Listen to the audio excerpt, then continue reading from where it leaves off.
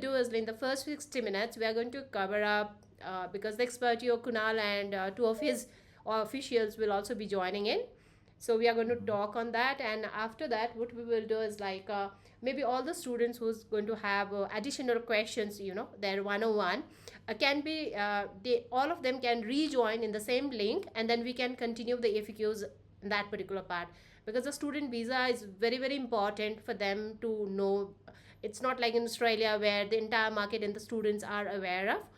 Germany is something new coming up. Students are interested, so I would like them to know at least a most essential part they should be. And you are the expert. You are the expert for the South Asia. You are the expert for Nepal. You are taking very good care of the Nepalese student. So I really want the sessions to be very very fruitful for the students. So Sure. over to you Thank you. now. I'll do my best. Hello, everyone. Just to give you a bit of introduction about myself, my name is Jamesh, and I represent MDH University in the South Asia region. And Nepal is a country that we have seen a lot of interest from students in the market. And what we're doing is we are actually working very closely with a very specific set of agents, including Study Square. And I think Germany currently has become one of the most preferred destinations for students from there. But there is also, at the same time, people are not aware of most of the process related to it, and there is not much awareness, I would say. So for this, I think today's session will be very helpful. I'm going to be starting off my presentation, where I'll start off with a general introduction about Germany. Okay, let's have it as a interactive session. If you have any questions, please raise your hand.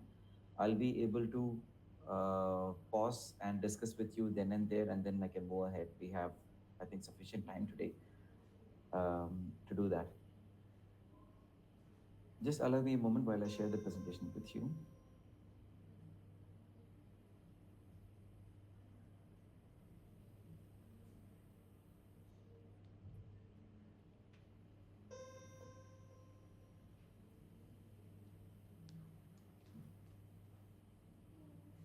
All right. You guys can see the screen, Kunal, okay. the slide that says overview, why Germany, why Berlin. Kunal, could you please join the meeting link Okay, here in great. the Google, because we had issues with the Joho. Um, Is there in the chat box? okay, so why do you think someone should choose Germany? See, Germany has been one among the top five student destinations of the world. It has been the only non-English speaking country that was always competing very strongly with the big fours. The big fours we call as the US, UK, Canada, and Australia. Germany was the only non-English speaking country that was competing with the big fours, always in the top five. Now, in the last year, we have seen a very unprecedented rise in the interest for students who wish to go to Germany. And there are multiple factors to it. Now, if you look at the global trend, and if you compare that with Germany, things work in favor of Germany, I should say. See, for example, in the last few years, you may have seen countries like the Canada or the US Hello, or Kunal. Australia recruiting students, Am I audible? Can you enough hear me? number of students into the country. At one point, Hello. they felt okay, the market became saturated and there is not enough space for students to go into now, and the policies are not becoming very favorable in those countries. But Germany, if you take it, on the other hand, has made a lot of positive changes to promote or to help international students who wish to come to the country. The country is also going through a very big labor shortage. Okay, and to compensate for that shrinking labor market, they are relying on international talents. When I say international talents, there is a heavy reliance on students who wish to come into the country over people who wish to work. Because as a student, you come into the country not knowing anything about the country, but within the next 1.5 years or maybe 3 years of you studying there, you get a fair understanding of what the country is all about. You understand the sentiments of the people, you understand the cultural preferences. So when you are going into the job, you will be able to contribute more effectively than someone who has just come into the country and start working. For this reason, there is a better or there is a greater dependence on students than any other kind of international talent that come into the country. All right. Now, if you take Germany, okay? And in Germany, if you look at, you can see the map on the screen, right? We have campuses in three locations: Berlin, Munich, and Düsseldorf. And Berlin is going to be is our international campus. Berlin is also the capital city of Germany. And why have we chosen Berlin as the international campus? It is simply because of the ease of settlement opportunity for the students. See, you are someone who is very new to the country. You are someone who is very new to the language. You are someone coming from a very different cultural setup. Okay, so when you come into the country, you need a place that is gonna be easy for you to mingle within the society and learn a lot of things, and not become a burden by itself. Okay, and for that reason, and Berlin is a place where we have a lot of international community that have settled down. The statistics also says that 98% of people who live in Berlin can speak English. So when you come into the country, first barrier, the language, that's taken away. Then when everyone speaks English, it's a multicultural environment.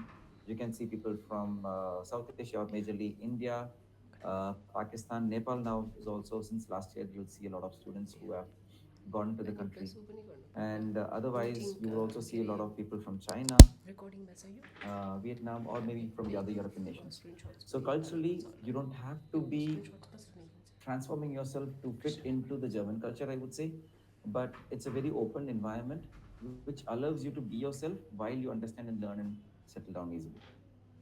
Okay, that's the reason why we have chosen Berlin campus as the international campus for our students. Now we also offer certain programs in the Düsseldorf campus. Munich, no, Munich only offers German programs, and more specifically, even the courses that we offer there are only suitable for the local market, not for the international students. It's kind of like an after-school study method there. Sorry, after-work study method there. But Berlin is the main campus, and Düsseldorf has some of the programs in English, while we offer all the other programs in German language.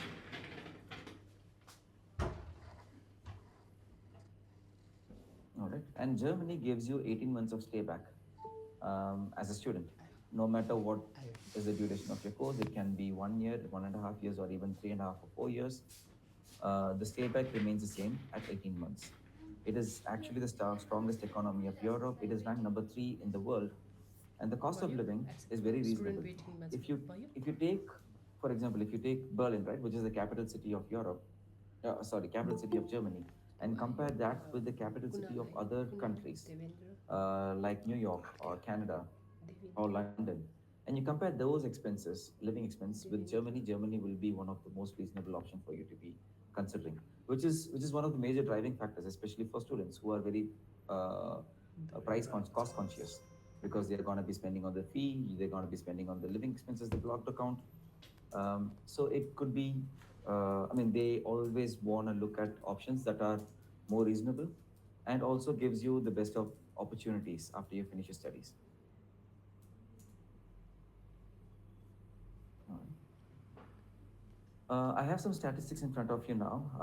Germany welcomes nearly about 350,000 international students from the world. Uh, it has one of the highest employment rate for graduates in Europe. Um, and recently, last year, just by towards the end of last year, they have passed a bill, made it a law now, making or reducing the duration of wait period for you to get a PR or citizenship. Going by that, as long as you study in a state accredited university, you can apply for a PR after 3 years of living in the country post your studies, and 5 years for you hello to apply for the Ramesh can you citizenship. join the Google Meet Okay, even this, the you can meeting is compare going that, for on example, with we had issues US, here in the Johor so we have to go to the um, Google Meet where I mean, even personally have seen people who are waiting for like 15 years just to get their PR sorted, but it doesn't work that way. But in Germany, there is a greater promise now that with the new process, the timeline has been reduced and it should be more smooth. Okay, Berlin, if you take, it is ranked number six among the 30 best student cities. The cost of living, as I said, is very reasonable. You can find a student housing option for like starting from 350 to 400 euros. A very nominal one will be about 550 to 600 euros.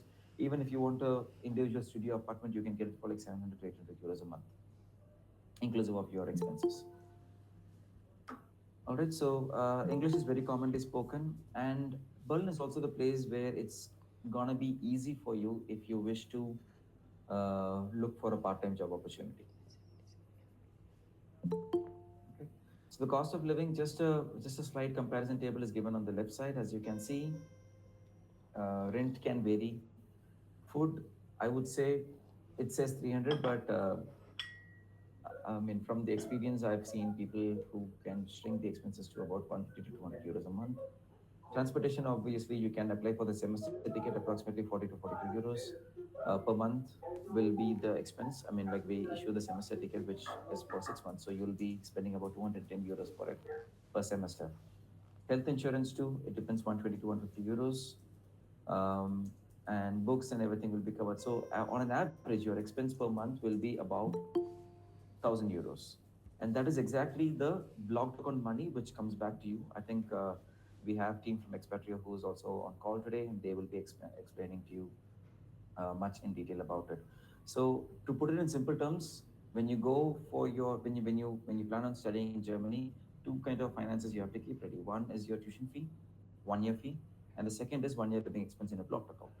And the blocked account means you deposit 12,000 euros in the account, and every month you'll be able to withdraw approximately 1,000 euros back into your local account, which you can use for your expenses.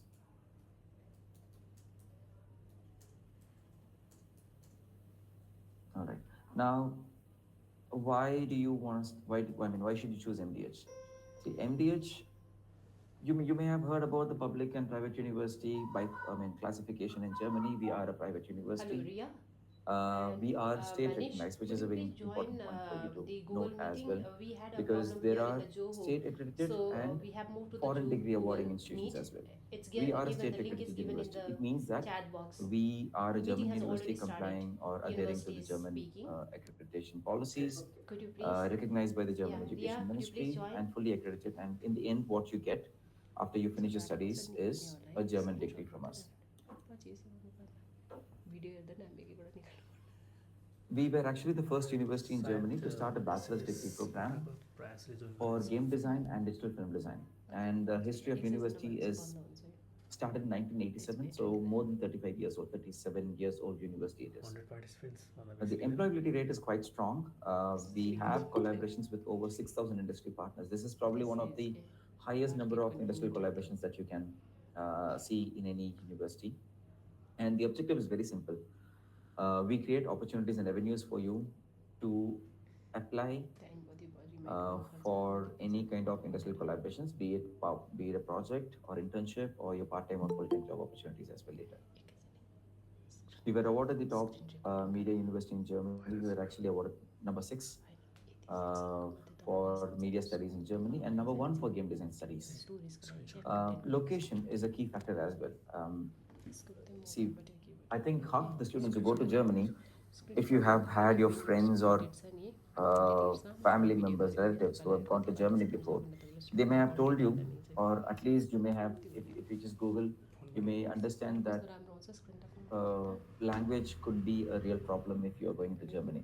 I would say it won't be if you're choosing the right part of the city, right part of the country.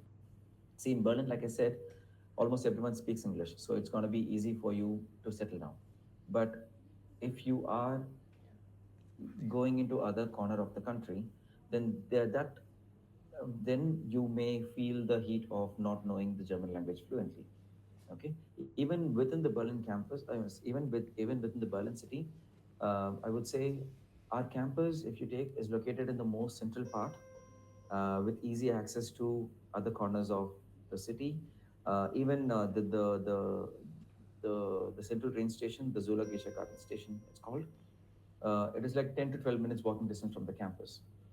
In the same avenue of the campus where we have located, you can, in the same neighborhood, a few other universities as well. Even the Technical University of Berlin, the campus is in the same road in the corner, and we are in the other corner of the road.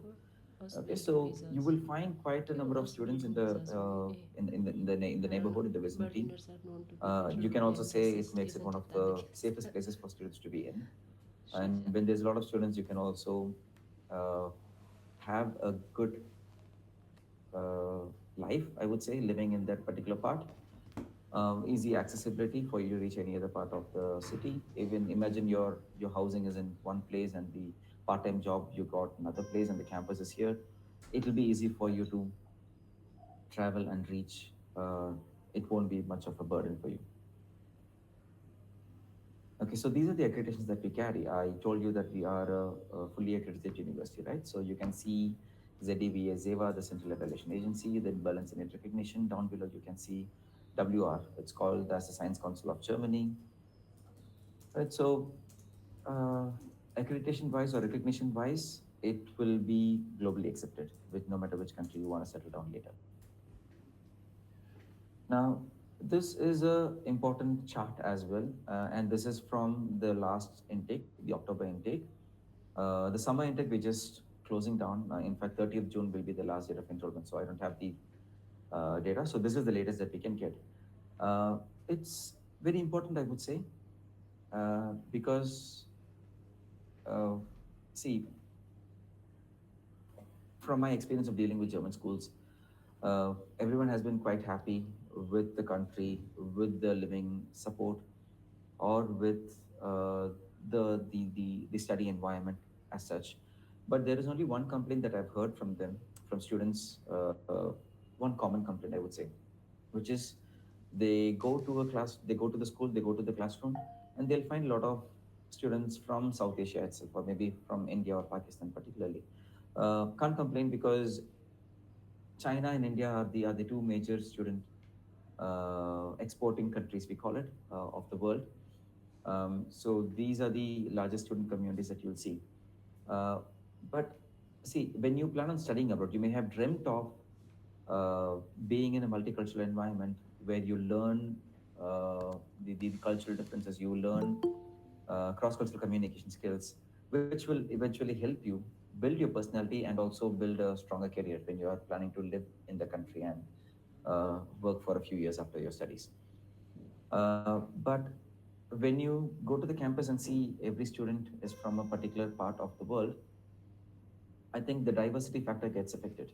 But if you take our campus, you can look at the screen. Nearly 90% of our students are Europeans. If you want me to further break it, 70% of our students are Germans, and another 19% are from other European countries, and 11% of students come from other parts of the world, which is majorly South Asia.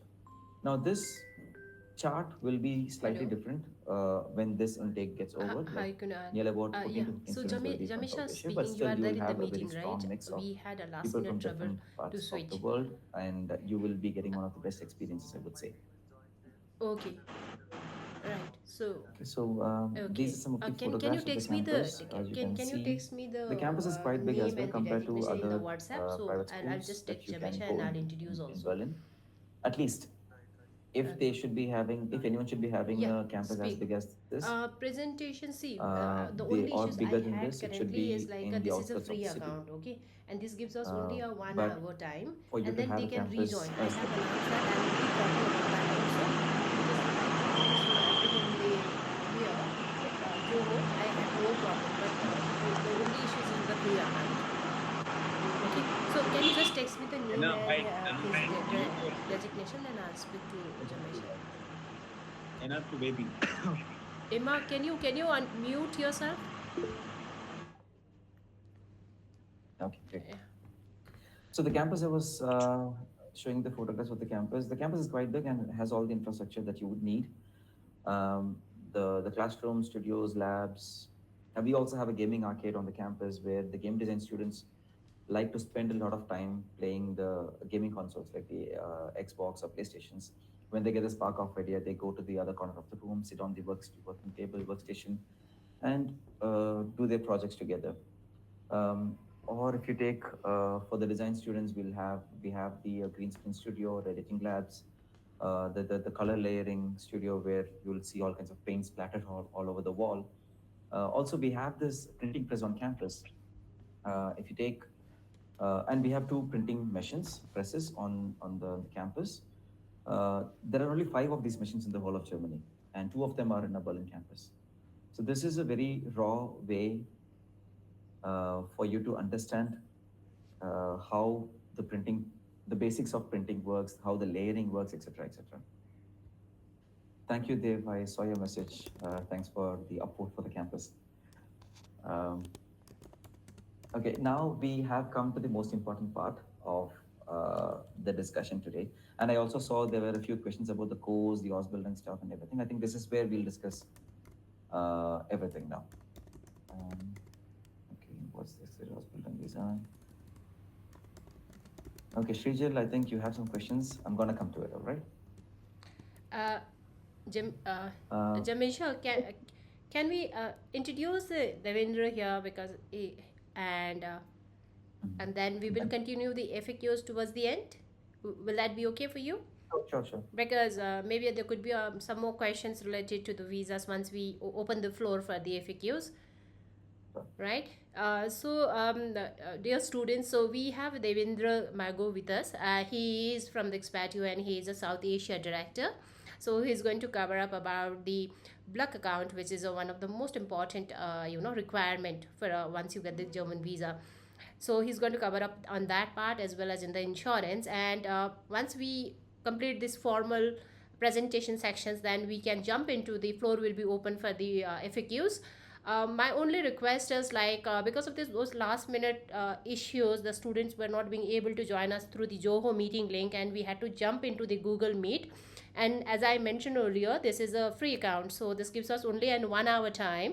So we have already consumed around half an hour so forth. So once this meeting gets over, please feel free to rejoin the link again, and we'll be right here waiting for you to address your all answers.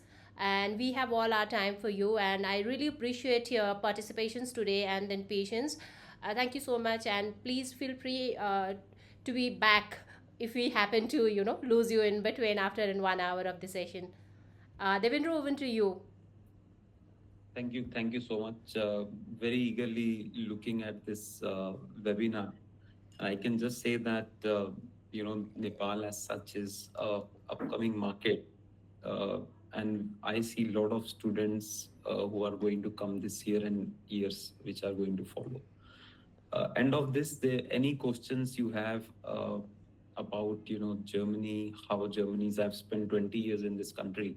Right. I'll be more than happy to answer anything related to this. So So looking Devendra, forward. yeah, actually, the suddenly I and Jamesh, we decided let's through this, sessions because I started getting queries like opening a black account, how much do Yeah. we have to charge, how much do we have to pay, that sort of information question. The students started asking. They started asking how much will cost for the insurance.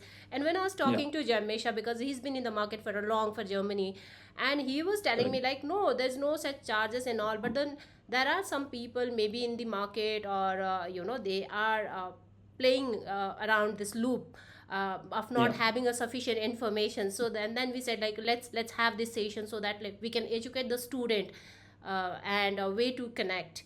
So absolutely. so I really appreciate it. It was a very short notice though you accepted and you are in. So hopefully the students will have a good sessions today. I'm fairly certain, and Jamesh is there, so I'm not worried. I think we both will be able to address most of the questions. I'm Hopefully. looking forward. Happy to that. Yeah, I'm relying on you and Jamesha both moreover because you guys are the Absolutely. experts. Thank you. Okay, Thank you. great. Um, Thank you, Devender, for the kind words. I think, should I start now with the briefing about the program or? Please. Sure, great. Um, yeah, see, MDH, uh, okay, I may not have given the expansion for MDH. MDH stands for Media Design Hochschule. That's how the history of university started, like over 35 years ago. So, like the name says, you will find a lot of programs that we offer in the domain of design or media, and we have diversified after that. And we now have programs in IT, we have programs in management. We have now also launched our MBA program, which will be launched. That's our newest program addition to the portfolio that starts from the October intake this year, 2025. We offer programs in both bachelor's and masters. We also have launched our Osborne programs, which is typically for next summer 2026. But we have now started the promotions to create awareness basically in the market, because Osborne is a program that has a lot of misconceptions. People think it's an entirely free program, which is not, or which may be, but it doesn't mandatory. It doesn't have to be mandatorily a free program altogether. Okay, but it definitely does pay you a stipend, even in our case. Okay, so let me start off with the Osborne program, since we are already discussing about it. So Ausbildung, I think in Nepal you may have heard about the CTVT programs, right? I was told that's what it's called as the vocational programs. Ausbildung is just that. So you basically will be doing some real-time projects or working for some live organizations on live projects, and that is how the whole learning happens here.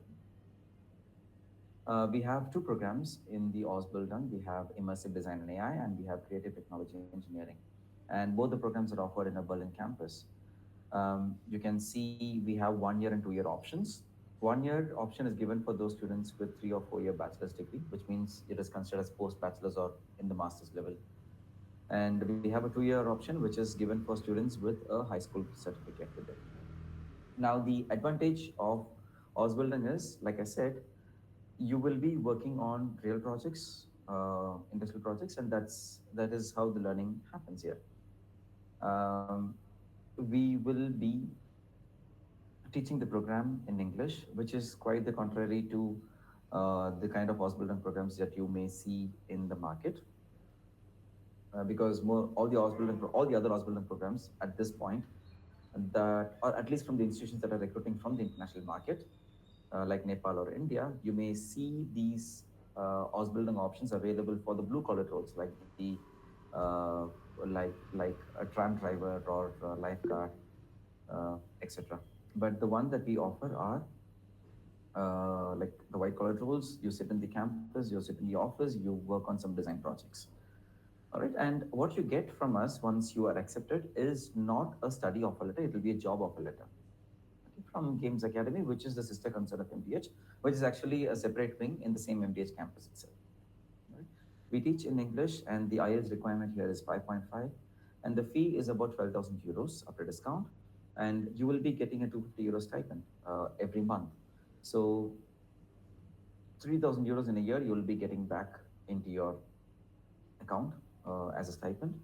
And the classes will happen for 2 to 3 days in a week, which means the remaining 3 or 4 days you can do your part-time job as well. Right? It's actually a very sorry situation because many people who go for these Ausbildung programs or many agencies who recruit for Ausbildung programs don't even realize that the students are allowed to work part-time. Don't even realize the students get a stay-back period here as well. Okay, so that's why I said it's one of the most misunderstood program, and people think it's an entirely free program. It doesn't have to be.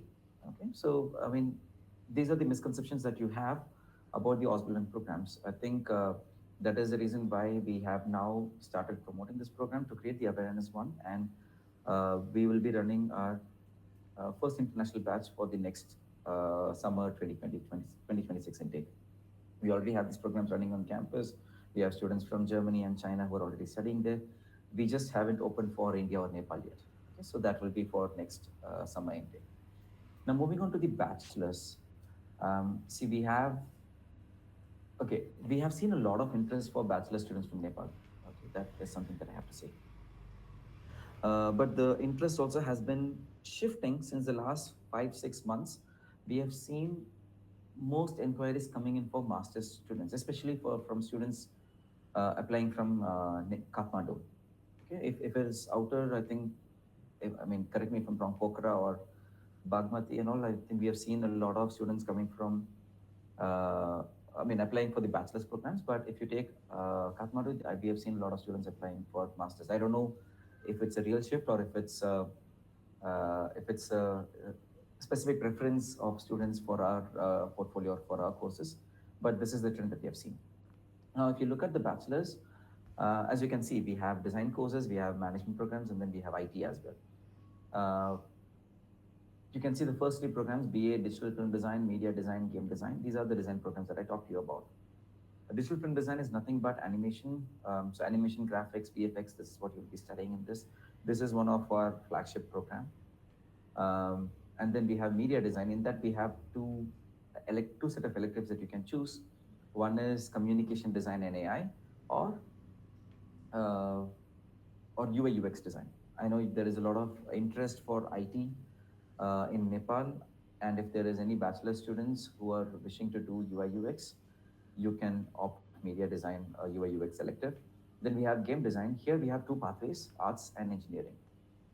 So arts is purely about graphics and design, and engineering pathway is graphics design plus IT programming, coding and development of the game.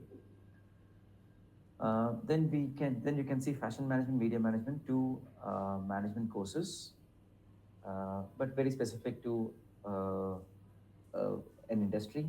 So you learn how to run or manage the business in the fashion industry. And the next one is media management.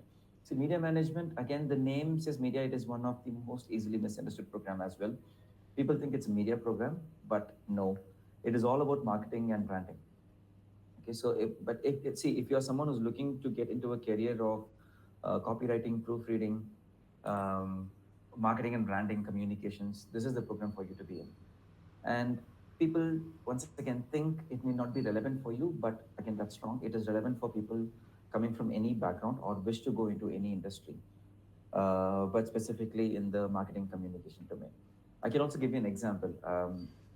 In one of the institutions that I worked before, we had the same program. And a particular example, it's an interesting example, I would say. The Italian embassy in Germany reached out to us and worked with our students of media management to create awareness in the market about the growing IT industry in Italy. Okay.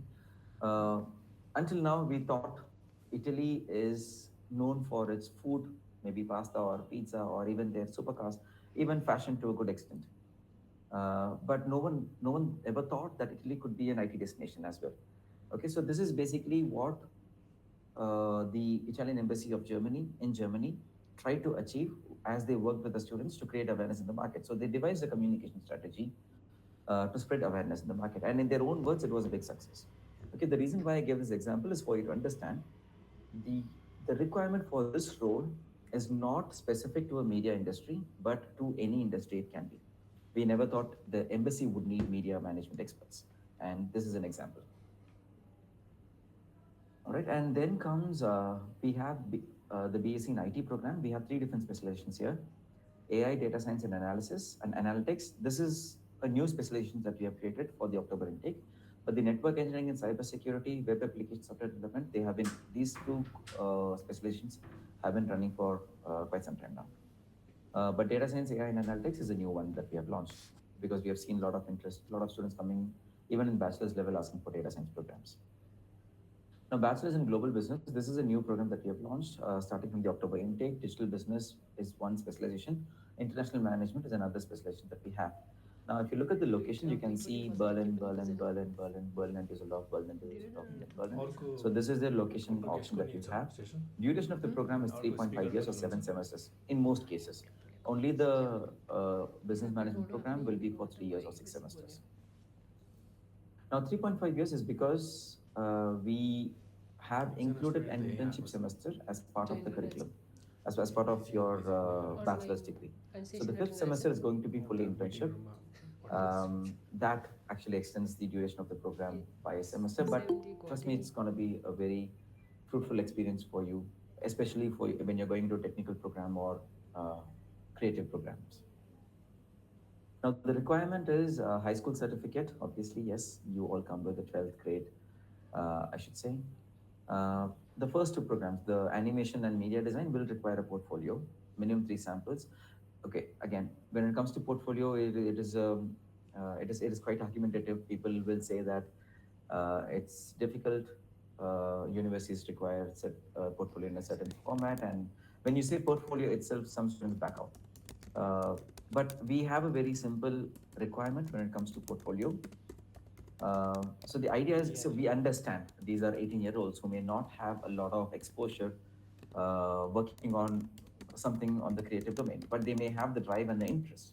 Okay, so for the portfolio, we can accept any form of creative work done, even if it is pencil sketching, some photography. We call it photo story. For example, you put a series of photographs together, maybe like 10 different photographs together. By the end of uh, and like no words or music, nothing, just photographs arranged in a series. So when you look through the series, you will be understand. sorry, you will, I mean, the series of photographs will convey a message, a storyline.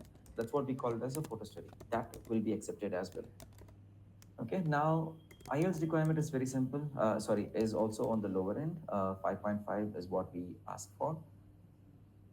And foundation. Okay, so this is very important for you to know.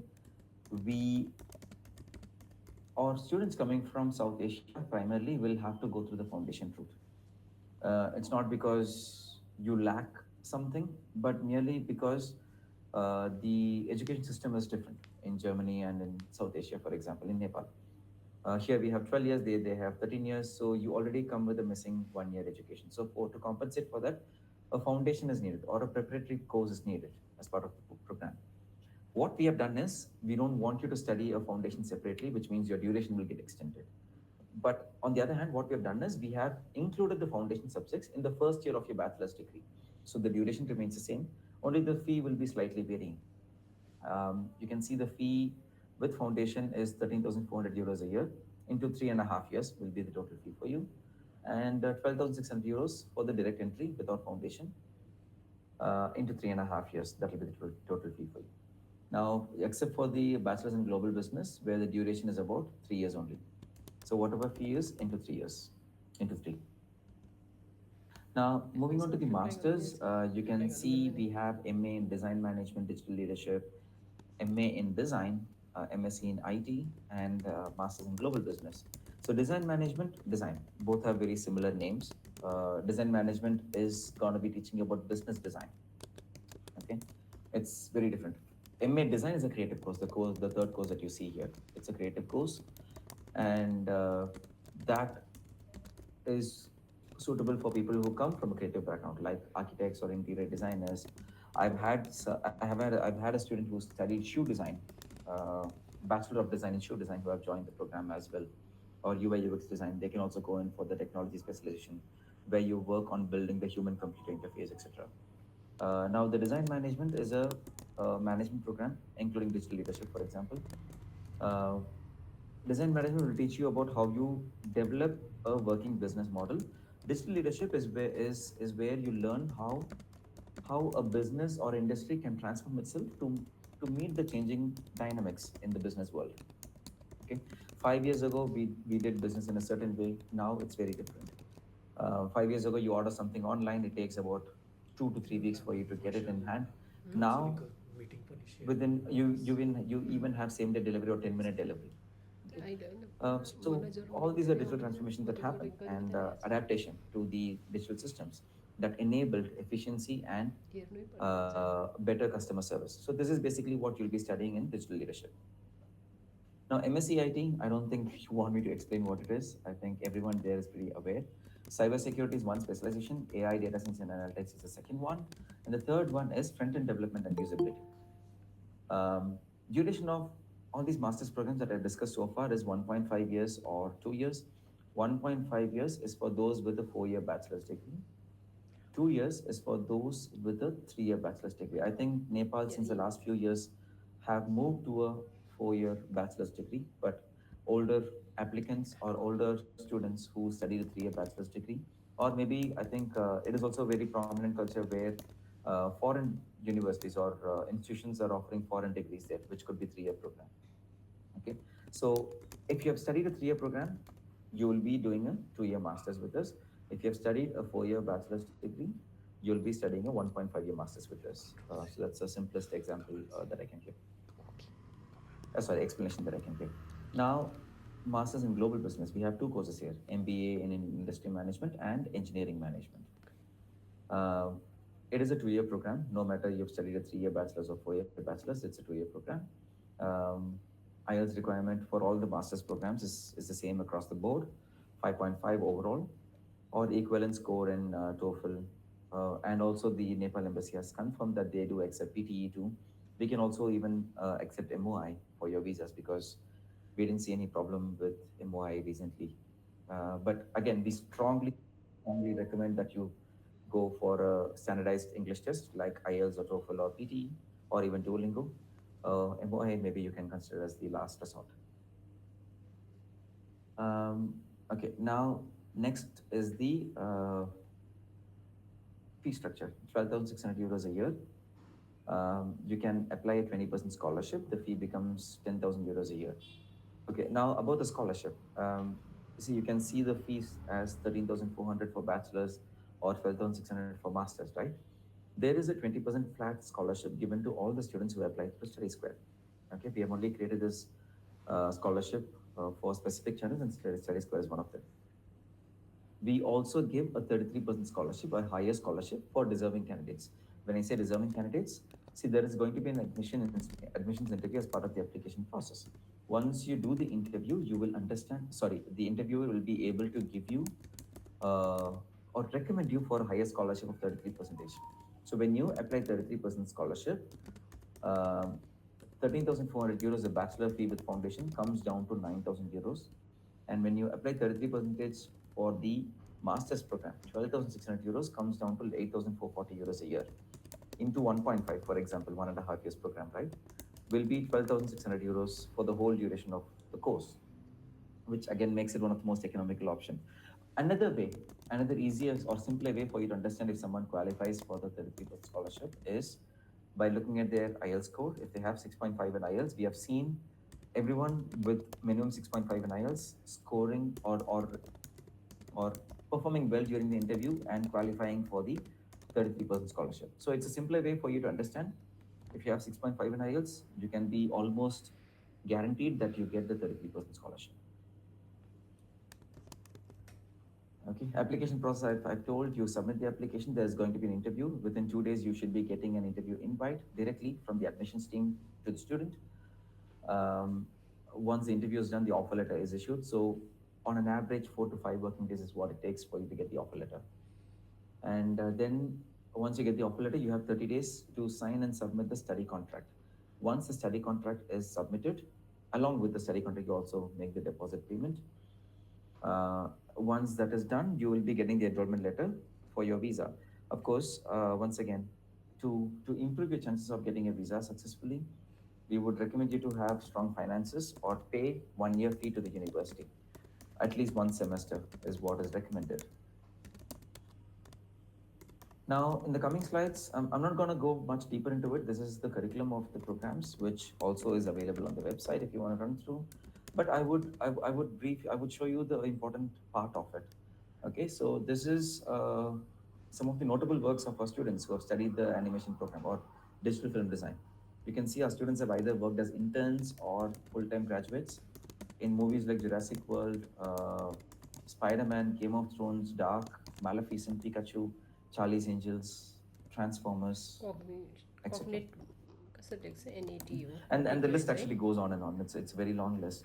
The program leader of this program is a leading VFX producer who works on these Hollywood projects. And through him, our students worked as interns and full-time graduates in these movie projects. And yeah, so obviously you can expect our students who have worked in companies like Universal Studios or Marvel Studios or HBO, etc.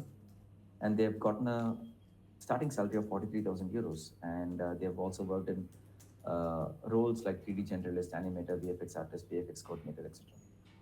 Likewise, in the coming slides, you can see other contents too. Like, for example, our game design students have gotten a starting salary of 40,000 euros working in these roles in these companies on the right side. All right. Now, media design. Okay, so I'm not going to go much deeper into it. I know I've eaten a lot of your time. I think this is something that I have to mention, the media management program I told you, right? Germany, in fact, is the #1 destination in the world to study media and communications management. Okay, just for you to know. You may have seen this program very prominent in the UK as well, but Germany is the top destination in the world to study this. You can see the content here: management, financial management, general business studies, project management, marketing and brand management, business math and statistics, market research, management control, vision and strategy, CSR and sustainability. You can see it's all about business studies. So the name media management, I think if we had probably changed it to marketing management or branding, you may find it more relevant, but this is how it goes. And again, I told you, right, this is the most important program that you can study in Germany. I mean, among the management courses, you can see our students have gotten a starting salary of 44,000 euros. I'm not making this up. This is also published on our website. You can read through it. Even compared to the technical programs or the creative courses, students who studied media management have earned the highest salary package of 44,000 euros. Okay, doing roles like digital business consultant, advertising executive, product owner, marketing or project manager, innovation manager, etc., and worked in companies that you can see on the right side. Fashion management, yes, starting salary of 40,000 euros in roles like these, in companies like these. So fashion is also a big industry. People think France is all about fashion, but Germany also can be a good place. In fact, people in the fashion industry in Germany earn a very competitively or slightly higher salary than people in the fashion industry in France. Even the brands like Adidas or Puma, Hugo Boss, these are all German brands with a global supply chain, we all know. Okay, so it's worth noting that Germany could also be a big fashion destination. Okay. Now, design management, the master's program, students have gotten a salary of 55,000 euros, doing roles like design manager, project manager, etc. Digital leadership, again 55,000 euros, doing project leader, digital transformation manager, change management expert, business strategy analyst. The key achievements of our students do consist or participate in various awards and competitions organized by the gaming companies or ABC, Art Directors Club of Germany, which is a global organization which brings in all the creative artists and movie makers and directors in one under one umbrella. And we work very closely with the German chapter. Our students help them organize events and awards, and also participate in competitions that they conduct as well, and win in multiple categories. Um, yeah. Okay. So whatever I discussed so far is what you can expect at the university, and what you can expect more is the support that we give for students outside of the classroom. We have a career services desk who help you with literally everything, every question outside of the classroom. For the classroom, you always, yes, you academics, you run to the faculty or your program leader. But other than that, imagine you come into the city, you want to do your annual term or city registration, you don't know where to start and how to do. The student services team can help you understand the process and help you out with the paperwork as well. The paperwork can be very extensive, I would say. And housing support too. We have partnered with a student housing provider and reserved a certain number of rooms for our students.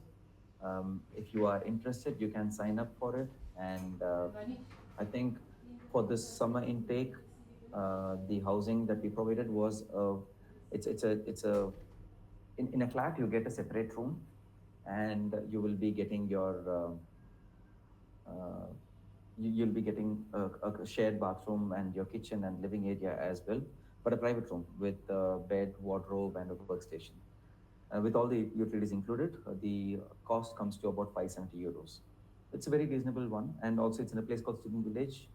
You'll find a lot of students living there, and it's about 30 to 40 minutes via public transportation from the campus. So, kind of very accessible too.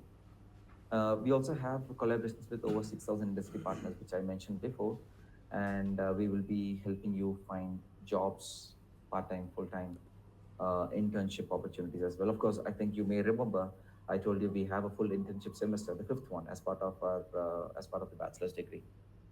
Okay, so we do have strong collaborations on that front as well.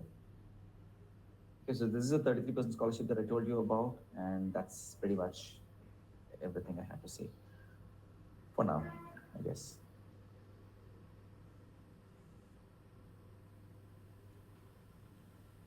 I know you may have some questions about the visa as well. Do you want me to go through that now?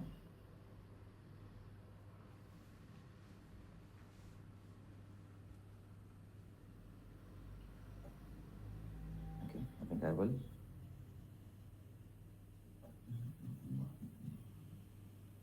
Okay. See, when it comes to visa, I think there may not be a lot of awareness about the visa requirements for Germany, for student visa requirements in Germany, for Germany and Nepal, sorry. See, it's very simple. One, you have to get your academics sorted. So you have minimum pass percentage with an offer letter from a German university.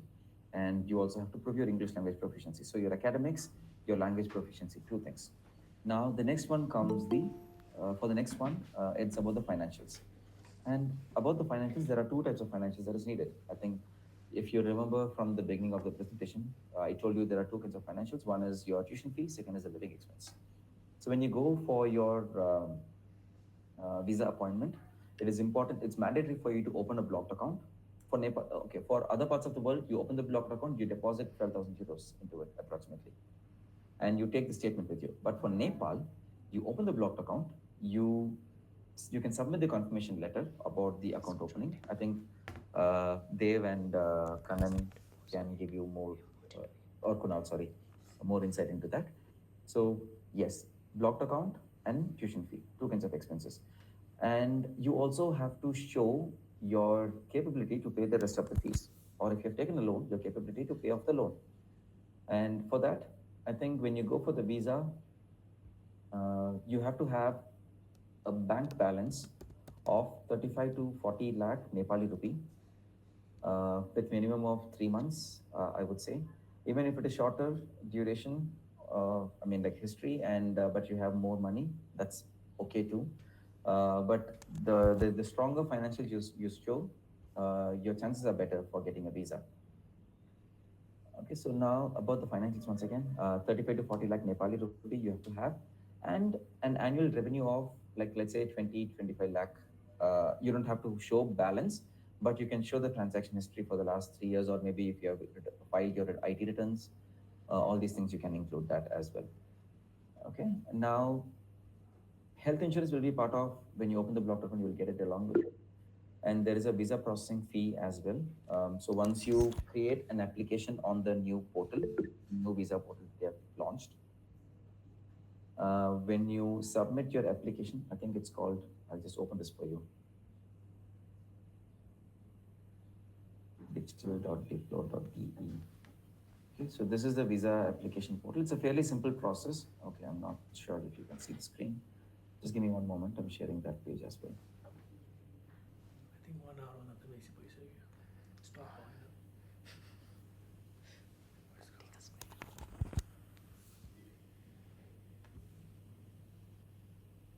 it. Okay, so this is the visa application portal that Germany has launched since February, and Nepal is probably the only country where it works seamlessly. I think the process is I mean, much streamlined, and the duration is not crazy high. In India, you can expect the document verification going on for about a month. But in Nepal, within 3 working days, on an average, we are seeing, of course, there is no written timeline confirming that this is what you can expect. But in practice, we are seeing the document verification to be done within 3 working days, and they open the biometric slots. And when you go for the biometric slots, it is maybe within the next week. You go along with a copy of all the documents that you've already uploaded here. Plus, you also pay a visa fee of some 75 euros. And when you go for the interview, when you go for the biometric, there will be also an interview. Interview also is again very simple now in Nepal. I think, see, I'm not overselling, but I'm just trying to give you the confidence because last year it was horrible. That's the simplest way to put it. The visa interviews even lasted for 1 hour, and the visa success rate was very bad, less than 50%, I would say. But this year, since the beginning of the year, since the new visa portal has been launched, the visa success is close to 100%.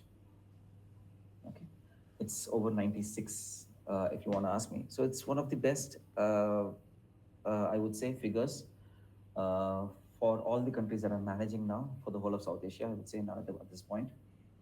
Um, and I think there's a clear shift of focus from the German immigration side as well. Because if you take, for example, India was the biggest market, has been or still is the biggest market, but Delhi embassy has always been one of the uh, centers where we had maximum number of visa approvals. Now that is slowly shrinking, whereas Nepal is growing. So if you are to ask me, the way that I look at it is maybe there is a growing preference for students from Nepal considering to considering students who come from this particular part of India. I may be wrong, or it may not be factual, but this is what I see and what I understand from what's happening in the market. Okay, so you should be. I think all these things that I told you is to give you the confidence that things are working very smoothly compared to any other country too. If you are planning to go to US or Australia too, I think Germany now has a very simpler process when it comes to visa. And also, when you look at the opportunities after your studies, I think, see, okay, I don't know if I mentioned this before. Germany is looking at the statistics once again, looking at 2 million vacancies by 2028. It is to fill this gap that they are relying on international talents to come into the country, especially students. It is a growing, or it is an aging labor market. So the young talents are preferred, and South Asian countries are the ones that has uh, that has one of the youngest working population too. Okay, so I think now will be a good time if you plan to study in Germany compared to any other country too. If you were to ask me, if you have further questions, I think Study Square also is doing a great job. They can help you out with the application process, the visa guidance, everything. I think Devender also will be able to give you more insight about how the block token process works for you now. Yeah. So Okay, let's so let's it's all. Devendra speak about the block account, and then we'll start open the floor for the FAQs. Sure. Okay. I'll leave the floor to you. Yeah. Sure, sure. Jamesh, thank you so much. Thank you, everyone. Kunal, would you be able to just show the presentation? So we have few slides. I think, Jamesh, thanks for, giving, or rather giving them the entire landscape of Germany. And I cannot agree more, because every student that is coming from India or from Nepal, or for that matter from any other country, see, guys, our ultimate job is to get a job here. Yeah. So studies and all is good, because that's one of the ways to come to Germany. But ultimately, all of you are looking for a job. And in Germany, what we are seeing over last at least 7 or 8 years, that because of the aging population, there are no replacements that they are finding for the jobs. And secondly, school like yours, which is training students in kind of latest kind of technologies, latest kind of marketing stuff and all, people don't know here. People are still outdated with the old style of media and all, which doesn't work anymore. So you guys have a tremendous scope, for getting a job and all when you come to Germany. And Germany, as you are aware, they are not good at these things. So I think what MD is doing is kind of, bringing a new flavor to this entire old society. And I'm very glad that, this presentation is happening today. So Kunal, maybe if you can just show our slides, we can quickly take our students through how the blocked account works. Sure, So sir. guys, uh, till the time Kunal puts the presentation, blocked account is one of the essentials for your visa requirement. So if you don't have a blocked account, you cannot process with your, getting your visa. And every country has a different process. Like in India, you have to put the money beforehand before you apply for your visa. In Nepal, it's kind of a bit different how it works. But ultimately, the blocked account is a requirement that you have to fulfill. So, what is a blocked account in a nutshell? Blocked account is your own money which you will be using for your own self, but it is kind of a fixed deposit. I'm trying to make it as simple as possible for everyone. So, it's basically a fixed deposit for 1 year, which you keep with us in, with Expatrio. And we give you a certificate stating that we have, 11,000 X amount with us from you, and that certificate actually becomes a part of your visa application. And what this money is all about, this money ensures that when you're staying in Germany, you are not dependent on government for any kind of expenses. So earlier, what used to happen is sometimes students used to come here and then say that we don't have money to live here. So as government, you have to support the students, and government said no, we would like that you fund your own stay here. So basically, suppose I'm just giving an example that you open a blocked account with 12,000 euros. Every month, 1,000 euros will be transferred to your personal account. So when you're opening a account with us, what we do is we give you a blocked account, which is kind of a fixed deposit. I'm just trying to make it very simple for you to understand. We also give you an option of a current account. Current account is nothing but your saving account. Thanks, Kunal. So Kunal, I think we can go to the next slides because I think we'll have less time. Yeah, let's next slide, please. Just keep going. Yeah, keep going. Yeah, that's okay. That's okay. Keep going. Yeah, keep going. I think this is already covered. Yeah, perfect. No, I think the earlier slide, or this is also okay. So when you are taking Expatrio account, we give you something known as value package. So in value package, you get couple of things. One is you get your blocked account, which is, as I mentioned, the fixed deposit. You get a current account. Current account basically is a savings account what we have in our countries back home, where you do your daily expenses like buying grocery, paying your house rent, or electricity bill, or your phone SIM card bills and all. That's a savings account which we call current account in Germany. Third thing, very important, is you get your travel insurance. So when you're applying, you also need to give them a travel insurance proof that you have already insured the moment you leave from Nepal. Fourth, very important, is in Germany, you cannot live without a health insurance. So health insurance is the most important thing which starts from the moment you land in Germany.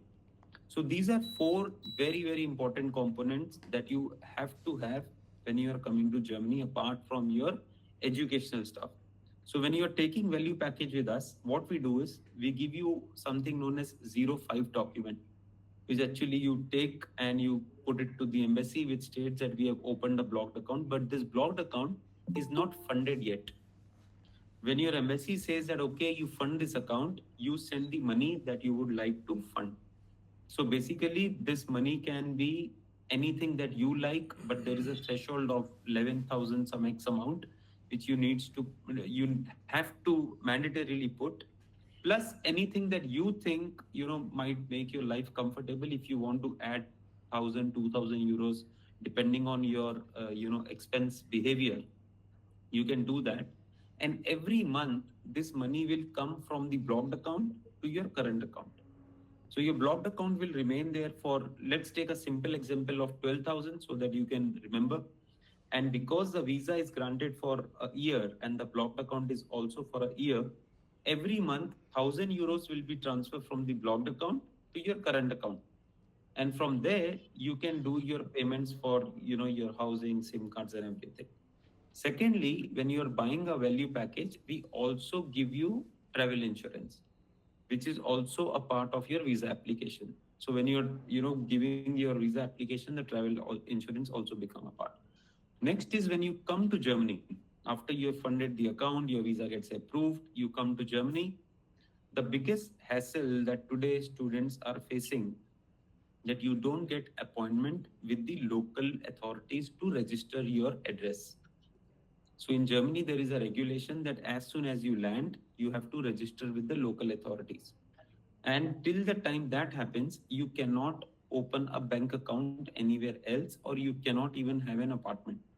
So what we have done is, when you take value package, we give you a travel insurance and a health insurance. When you come to Germany, just take a SIM card from here, which you can get from any shop.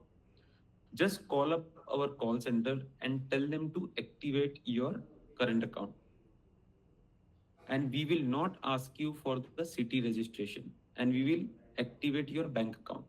The reason being, we have done a kind of understanding with the TK, which is our health insurance provider, and our bank, that we take a risk on students' behalf, and we give students 6 months to give us the address proof. So then you get 6 months to go to the city authorities, get yourself registered, and send us this particular letter which states your address. But why it helps you is that from day one of your landing, you can start using it for your daily expenses and all. So your Apple Pay, Google Pay, depending on which phone you are using, you can start that from day one, and that makes your life much more comfortable. Very And important that's information. that's the beauty of value package. It's a very Otherwise, if important you don't take information. value Itan package, you will destination not हो be बोला able ना to do खास this. You'll have to wait for the city registration and all. Another thing is, please remember that your travel insurance is valid till the day of your course getting started. So if you're coming today and if your course is starting on say 1st of next month, 1st of say August maybe, you don't have to activate your health insurance, because what people do is they get a little panic when they come here and they think, oh, health insurance I have to activate. You don't have to do that, because your travel insurance is already covered for 3 months. And normally students don't come 3 months in advance, they will come 1 or 2 weeks. So wait for that time, because you'll save that money, and you activate your health insurance only when your college starts. So Kunal, maybe we can go to the next slide, please. Yeah, I think I've covered this. Next, please. So we have partnered with Dr. Walter, which is actually a provider who gives you the insurance when you travel. We have partnered with TK and Autonova. TK is the biggest service provider in Germany and one of the oldest as well. I think most of the people in Germany use TK. I personally myself use TK since 20 years and have not faced any issue till today. Another is Autonova, which is a private health insurance. And Kunal, maybe if you can just go to the next slide, we can just show the differentiation between the private and the public one. Yeah. So when it comes to public health insurance, the acceptability of the same is wide. I mean, everywhere it is accepted. TK has, of late started with a lot of different language supports as well, wherein they are talking in different languages depending on people's background. English they have added, which is kind of a very, very important thing nowadays.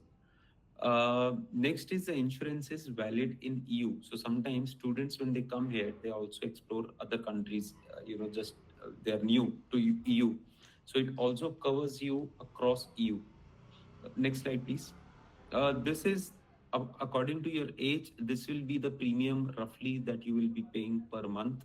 So as I say that, insurance becomes one of the kind of a larger expenses in your entire expense sheet. First will be your rent, which will take the most of the chunk of your 1,000 euros that you get. Second probably would be insurance and grocery. Next, please. Can we come to the comparison sheet, please? Yeah, perfect. So, guys, considering that we have quite less time with us, so this is kind of a comparison. There is another product which is known as Autonova, and Autonova is a private health insurance provider. So there are some differences when it comes to public and private health insurance. Public health insurance safeguards you to a certain extent when it comes to things like visual aids or getting meetings with the doctors or sometimes dental treatments and all. So here actually the private insurance takes care of most of the things.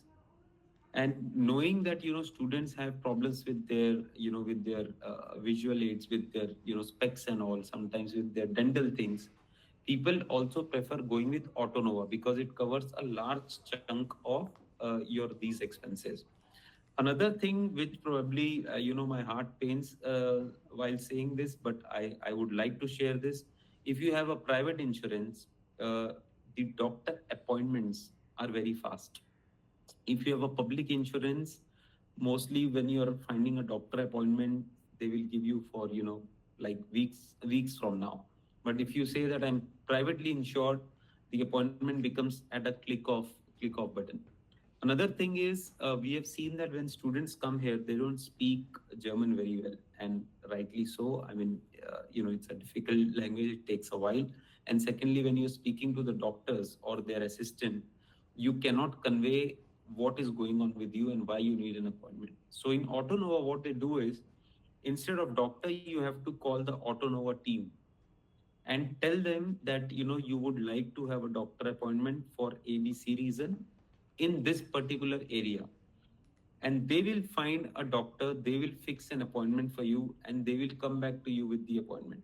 So in that ways it makes your life much easier, because you are assigning this job to someone else, to do for you. Another thing is, when you're taking a private insurance, normally you have to pay from your pocket and then you claim it. So students find it kind of quite inconvenient, that why should I do this? But in case of Autonova, the beauty is that normally you get around 5 to 6 weeks time to pay your invoice for the doctor. And what happens is that once you get the invoice, so if you have been to the doctor, you get the invoice, you can send it to Autonova. Autonova pays that invoice within a week's time. So you still have 2 or 3 weeks to pay to the doctor. So you will never be out of your pocket. So those are some things. And most important, students, for them, the most important is money. When it comes to money, Autonova is also kind of one of the most or the least expensive options that you'll have. Depending on your age, I think Kunal has put this slide. If you would like to take a photo, or if you like to go through it, the cost that you bear per month is very less. Autonova, depending on your age, I'm assuming most of you will be, between 23 to 29. The premium per month will be around 120 euros. And if you take TK, the premium will be around 144 euros. So you save a lot of money every month. And if you save 20 euros, we are talking of 240 euros per year, which is fairly a good amount for saving. So these are few things, where probably we can help you. And just remember that when you're applying, or when you're going through our partners, or your guides over there, they will know how to do it for you. But we strongly recommend that take the value package, because it's free of cost. The 69 euros that you will pay while taking the value package are refunded back to you as soon as you are in Germany and you activate your account. So basically, the blocked account and the travel insurance is free of cost for you. You don't pay anything for that. And I think, yeah, apart from that, I think within this time I've covered everything. But Kunal and myself will be here for any questions that you have in mind. I believe we finished this within the time frame. Right. Right. Thanks so much, Devendra. And then for the Nepalese student, it's so important. Like they have to do the block account only once they get the confirmations from the immigrations. So you'll not be Correct. opening the block account, unlike the Indian students where they have to initially open and they are not aware about their sure about their visa decisions. So here, after the visa decisions, we are opening the account, so that $69 is going to be a good amount of assurance in terms of the good value package. And then once they are there, and then it's there's no other charges. Before I start the floor for the questions, uh, can I ask Jamesha to just give that a lot of students, whether you are traveling to UK or traveling to Canada, and also a lot of people, they talk about the accommodation issues and all. And the students, normally what happens is, in a real time scenarios, like the student, they make an applications and they get the interview done, visas done. By the time they travel to their destinations countries, they hardly have a month, or even a less than a month, to get through your accommodations, because it's not very easy to do the accommodations. They require some deposits, and sometimes you don't get the suitable places to stay or within your budget. So this has been a very strong juggling for the students. When it comes to Australia, we always tell the student right from the beginning, look for your people and all, and at the moment you get the visa. But when it comes to Germany, a lot of Nepalese students are really looking forward. It's a great place to be, whether you consider tuition fee, whether you consider in terms of they have this the equal treatment, a fair treatment to all the students, and though not much of a biasness when it comes to the whether getting subsidies in the traveling for the students or any other stuff.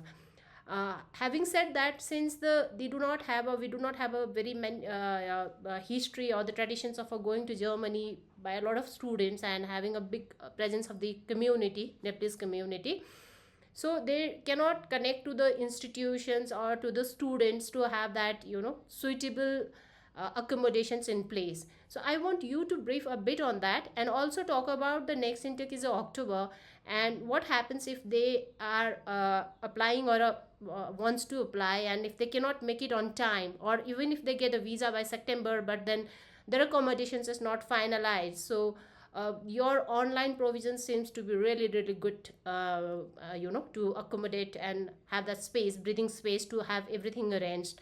So would you mind explaining that to the students? Yes, thank you, Sujata. Yeah, see, accommodation has been one of the major issues I would say in the last few years. Uh, I think partly because it was a very rapidly growing market, student market, and the infrastructure takes its own time to come up, right? But the inflow of students was much higher. Um, so I think at this point the accommodation is available, but the only challenge that you will find is when it comes to the time timeline of it.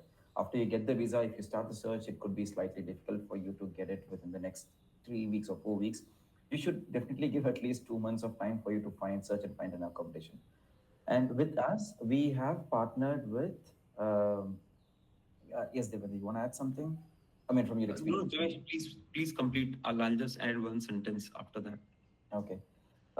So we have actually partnered with a student housing provider, and we have reserved on demand basis. Okay, we have reserved n number of spaces now. If we see for the next intake, we have more students potentially coming in, and we'll reserve n plus x number of spaces there for our students. We'll be able to serve you, but again, it's on first come first serve basis. We can't. I mean, we there are other limitations too. Uh, but yeah, see, on the campus too, we have created a ecosystem where you will be indulging in an environment where you already have students who are living in the country for the last 6 months or 1 year. Because what is first semester for you could be the second semester for a student who started in the previous intake. And that student might have some other housing place. He may even have some part-time job that he is doing where there is another need. So we have created such an ecosystem where the students in the classroom will be able to help each other out. This has been working out fantastically well, I would say. Of course, when you go in for the housing options, there is a deposit involved, and maybe you find something, you go to Germany, you don't like it. Within the next 2 3 months, if your classmate has an option with him, you can move out with him. The only thing that you will have to ensure is, one, you may have to sacrifice your deposit, or if you are able to find a replacement, the landlord may be able to give you back the deposit, because that is being replaced by the new person who's coming in. At this point, there is no one simple fix for the accommodation part, but be more prepared and start your search a little early. If you're keen, you can also sign up for the university provided accommodation. You can already let us know that you're interested for it, so that we may be able to drive at a projected number of housing options that will be needed, and we can also work with our housing provider accordingly. Yeah, Devendra. Perfect. Jamesh, thank you so much. Sujata, just one caution that I would Sure. like to just brief students on. Sure. Although Jamesh and MDH most of the times takes care of the accommodation and all, but Right. as Jamesh rightly mentioned, the number of students that are coming are far higher Right. than the accommodation that was planned by the government. Right. So what is happening with the students, and of late, I think Kunal can also agree. In India, we got a lot of students who got duped. So Right. what was happening Yeah. is that they went to social media like Instagram, Right. Facebook, and all Yeah. those things, and they made some friends. Right. And they told us that this is the apartment, these are the photos, please Right. send me 200 euros and I'll block it for you and all. And these poor students, they actually send it. Right. And to be Right. honest, there was nothing in the Yes. background. Yeah. So we have seen many students coming to us and telling us that, I lost my Right. money. But unfortunately, we cannot help because it Right. was not through us. They never asked Right. us, but they Right. directly went on the social media. Right. So students over here, I would just Yeah. request that, first is, Jamesh is there, Sujata is there, whatever you're doing, please ensure you take their guidance before Right. you enter into something like this, because Right. we don't want you to lose any money. Right. So Jamesh, please correct me if you guys have also seen something like Yeah, yeah, this. no, this has been This is something the that I think practice. no matter which school is it, I've worked for, we have seen at least two or three examples like that every year. No, this is the like Jamesh. If I'm not sure about the Germany, but this has been the practice in Australia and the rest of the countries as well. Like even the students who are already there, and whenever they plan to switch, they have to be super clear about the accommodation, the property owner, about the rental agreement. So there Mhm. is this sort of a thing there. So that is why like we always advise the student to take only the verified property. Yeah. Okay, so because no Yeah. one can help even once you are there, and even if you are there for a year or two and then again you want to move, just be sure on make a proper agreement in place. Property needs to be properly verified of the ownership, everything needs to be done, because it's not just when you are going, even when you are there. That time also we have seen a lot of this sort of cases, not just only in Australia, even the London, Canada, in USA, because I've been in the industry working for since last 22 years. So we always tell the students like you have to be your own guard, you cannot rely. So for the first time when you are a commencing student, the best thing to is to get hold of the university and either take their accommodation or either take their verified property. Okay, if a university has some recommendations for some providers, so they'll have some verification already done from their part to ensure the property is up to that standard where the student can accommodate, live there properly, and the owner is, and it's not in the legal issues or something like that. What I liked the last time when I was talking to Jamesh about this, and then there's a lot of interest from the students for this October intake, and since the visas are also coming properly on time, students are getting the appointment. So I always had these questions, like the lot of students do not have their someone to get hold in Germany. So if they even happen to get a visa, what would be the scenario if they happen to go there? It's not like they are going to an English speaking country. Maybe everyone speaks English, but then over here in Nepal also we all speak English, but then we prefer Nepali, right? So as a student with a limited budget, being in the in some hotel, small or big, doesn't matter, but then being there and trying to figure it out could be very very overwhelming. So Jamesha, that October intake, if anyone is planning to join, so you mentioned that they can start their course in October, but they can be in Germany by the end of the December. If you could Yes. highlight, give some insights so that a student can be certain, because this 2 months, 2 to 3 months time could be very very crucial for the student to have things arranged. Yeah. So the reason why we have created that is simple. For students who are not able to make it by 1st of October, and in case of any unforeseen delays, they should not miss the chance of entering into the university and starting their studies. So we have, and especially this actually relates to the visa delays. And more specifically, I think currently we are seeing the trend. The delay is happening in India. Nepal last year, it was like there was 8 months of wait period on an average Right. just to get the visa appointment. Now it's quite the opposite. I think Nepali students may not face the visa delays, but still, maybe you got the visa, maybe you didn't get the visa, maybe you got the visa, but you're still searching for your accommodation options. You need a few extra weeks for you to reach the campus. What we have done is uh, we have we will be giving you the access to start the classes online, and it is limited. Of course, we can do for longer period, but we don't want to because students don't appreciate that now. I mean, during COVID time, studying online seemed acceptable, but students now want the physical experience. So we have limited it to only 3 months, from October 1st till December 30th. This is the time period that you can study the classes online. That all the classes will be done on the campus and live streamed at the same time for the students to access as well. And in case you're just waiting for the visa outcome, or you're going to submit the visa, and God forbid you get a visa refusal, there is a 100% refund. I mean, basically, it's a risk-free online start. So whatever you have paid in case of visa refusal, you will be getting it back into your account. There's only an admin fee of 250 euro charge, but whatever tuition that you have paid will be coming back to you in full. And I think this will also give students more confidence, because many students don't wish to start online. Maybe sometimes they've gotten the visa approval on email. They just have to transfer the blocked account money and go and collect it, which actually takes 2 to 3 weeks Yeah. time for Nepali students to complete it. Students may still be hesitant about starting the online classes because they are thinking that they may lose the fee if they don't like the online classes. Even if they Right. want to ask for deferral, they may lose the fee for whatever they've studied. So at MDH, we have created a very risk-free online start policy. You start the classes in case of visa delays, in case of visa refusals, in case you want to defer for some reason. The full money will be carried forward or fully refunded back to you.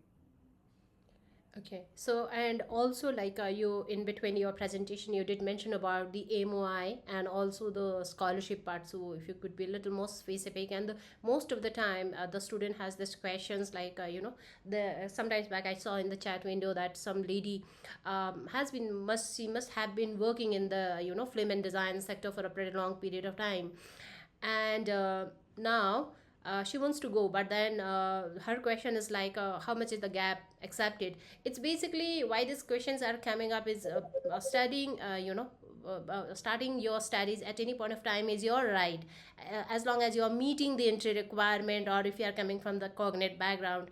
But what happened in the other market, like because those destination got very popular now, this has been a thing like we will not accept this many years of a gap and all. So that is not the scenario.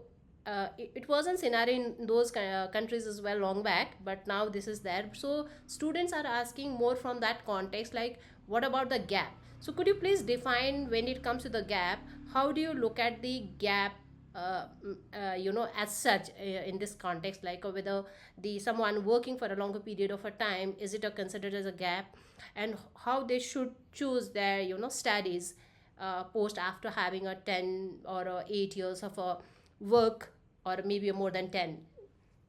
Okay. See, when it comes to gap or even backlogs for that matter, there is a written policy of this is the limit. Okay. We just go by what is happening and go by experience, basically. Traditionally, what we have seen is someone who's up to 25 years old applying for a bachelor's degree to go to Germany. The visas didn't have much problem. If it's 25 and above, the success rate actually drops and also significantly. But in this case, though, I think you're referring to the student called Aarti Gautam, right? Right. She has also mentioned particularly that she was from banking experience and other corporations, Yeah. and she also have 4 years of theater experience. Okay, she's Right. coming. She has artistic experience, but in her Yeah. case, she doesn't have relevant academic qualification in the creative domain. Right. Okay. So her case is much stronger than anyone who will be applying for a bachelor study in her age category Right. because she has experience in the creative domain. She just wants to get a formal education Right. to prove that on paper too. Okay, Right. so if you're talking about her case particularly, she should be good. Of course, Yeah. the visa rate may not be as great as like nearly about 100%, like I mentioned before. It may be slightly lower, but your chances are much better. One should be able to explain like if I am opting to study after 8 or 10 years of experience working in a certain sectors. I'll tell you a story of a one student long back. She did her O level way back. It was it was around 15 years back then. So she used to work for a ILO, and she was just O level qualified. She worked for almost like 8 to 10 years, and then she got an opportunity to do her A levels, because that without that A levels qualification she was not, even though she was doing really good in her work domain, but she was not able to get the promotion, okay, because of her education. So then she took a private classes external, because the A level started in Nepal back then in 2010 and 11. It wasn't there before. So she took a private this thing, and then she gave her exams, and by 2013 I remember 2012 or 13 she was able to get through of her A levels and she got promoted. Okay. um, so that's the scenario. So like studying and starting your studies after a certain number of years of a gap could be multiple things. Some of the student I had sent over the period of time had a medical conditions. Okay. So and so they had to drop in between. Some of them did really well overseas and all, and they came back and they wanted to start. So if you are able to showcase like Yes. why that gap is there, and how now this particular degree is going to add on to your career. I don't think the immigration will have an issues over here. The most of the time the students, when they talk about the gap, they take it as a, like, I've done something wrong, maybe like, no, I did not continue my study right after the 5 or 6 years. uh, if everything could have been the best, I would say, like, at least after your bachelor's, work for the 3 to 4 years and then opt for a master's. That is the normal actually scenario, because if somebody is going for an MBA classroom, if Yeah. and if you see in the international university, you'll not find the people within the age group of 18 to 25. You'll find the people attending the classes between the age group of 28 to 35. Because why do you do an MBA? You do an MBA to get into the mid-level professionals roles, and nobody with a fresh bachelor's and a fresh MBA degree gets those roles. They would be needing a 7 to 8 years of experience. So that's what is very important. So every student, whoever is considering to study abroad, you will have to understand uh, why are you doing this course for your career. That's one. And what is the visa immigrations requirement is different. Visa immigrations, if the destination is popular, they want only 100 students and thousands are applying, they'll be very choosy about selecting the profiles, right? That's their requirement. Your requirement is different. Okay, you did a bachelor's and you want to do an MBA just because like you'll get a visa. That's not going to make your life easy either, in the because as an MBA degree holder, and when you apply for an entry level job, you are overqualified. And as an MBA degree holder, you'll not get an entry into the mid-level managers because you don't have a local experience or a relevant experience for 4 5 years. So when it comes to Germany, you have to change your lens, ensure what you are good at, how it's gonna add value to you, and how that particular course make you more relevant to the industry that present in Germany. Then only it will be very easy for you to get employed or get those opportunities after your graduation. So that's very important. So when you are looking Australia, have a different lens. When you are looking forward to study in Germany or in other European countries, have a different lens. Okay, so that's the request I want to make. And as a consultant, we are really want to help the student and do not get into a way trouble just because like you don't have the information. So a lot of time it's not like someone wants to do a wrong with you, but many times you take a call and you don't have the informations, and then we suffer a bit, and the first 6 months or 1 year is going to be little different than what we imagine, like when you are in a new place. Okay, so now let's floor open the floor, and you can start unmute and start asking.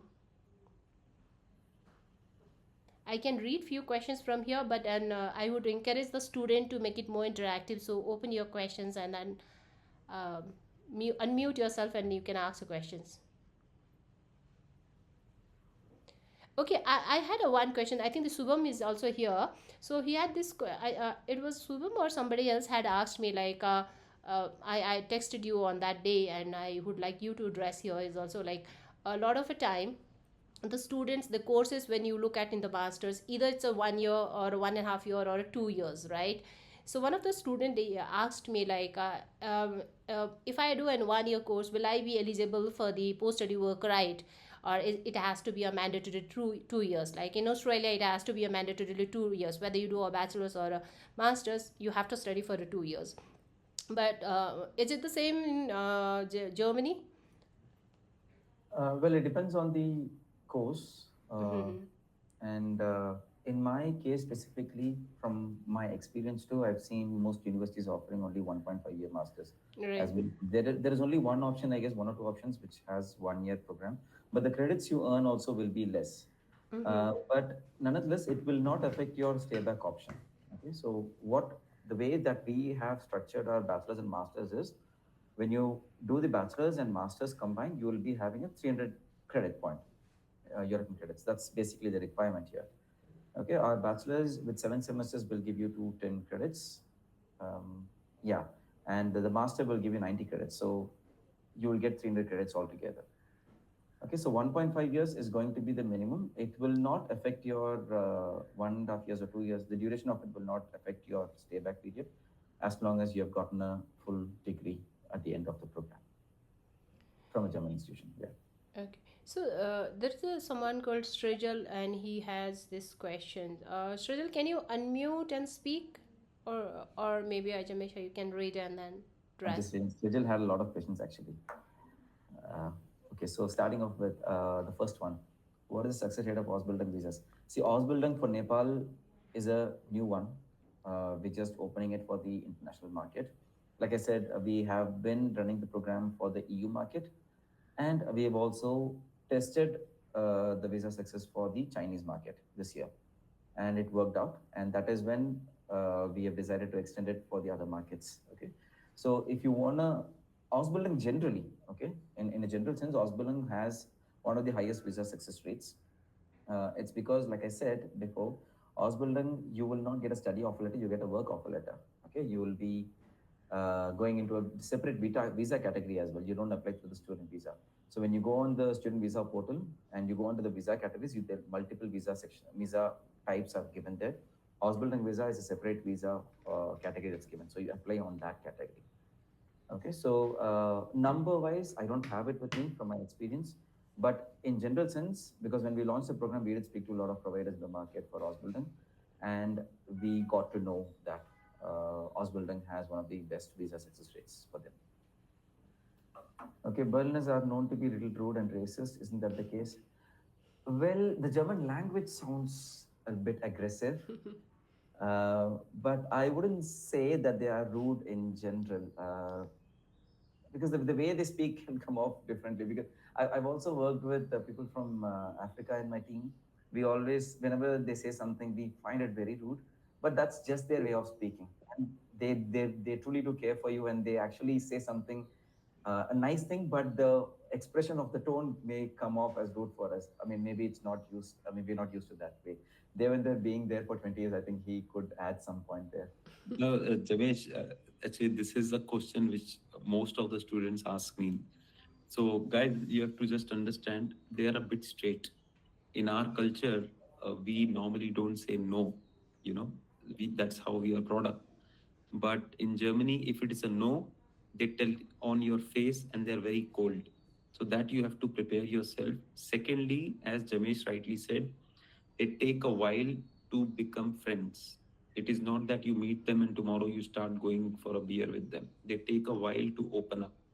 But that's a culture. That doesn't mean that they are trying to discriminate or anything.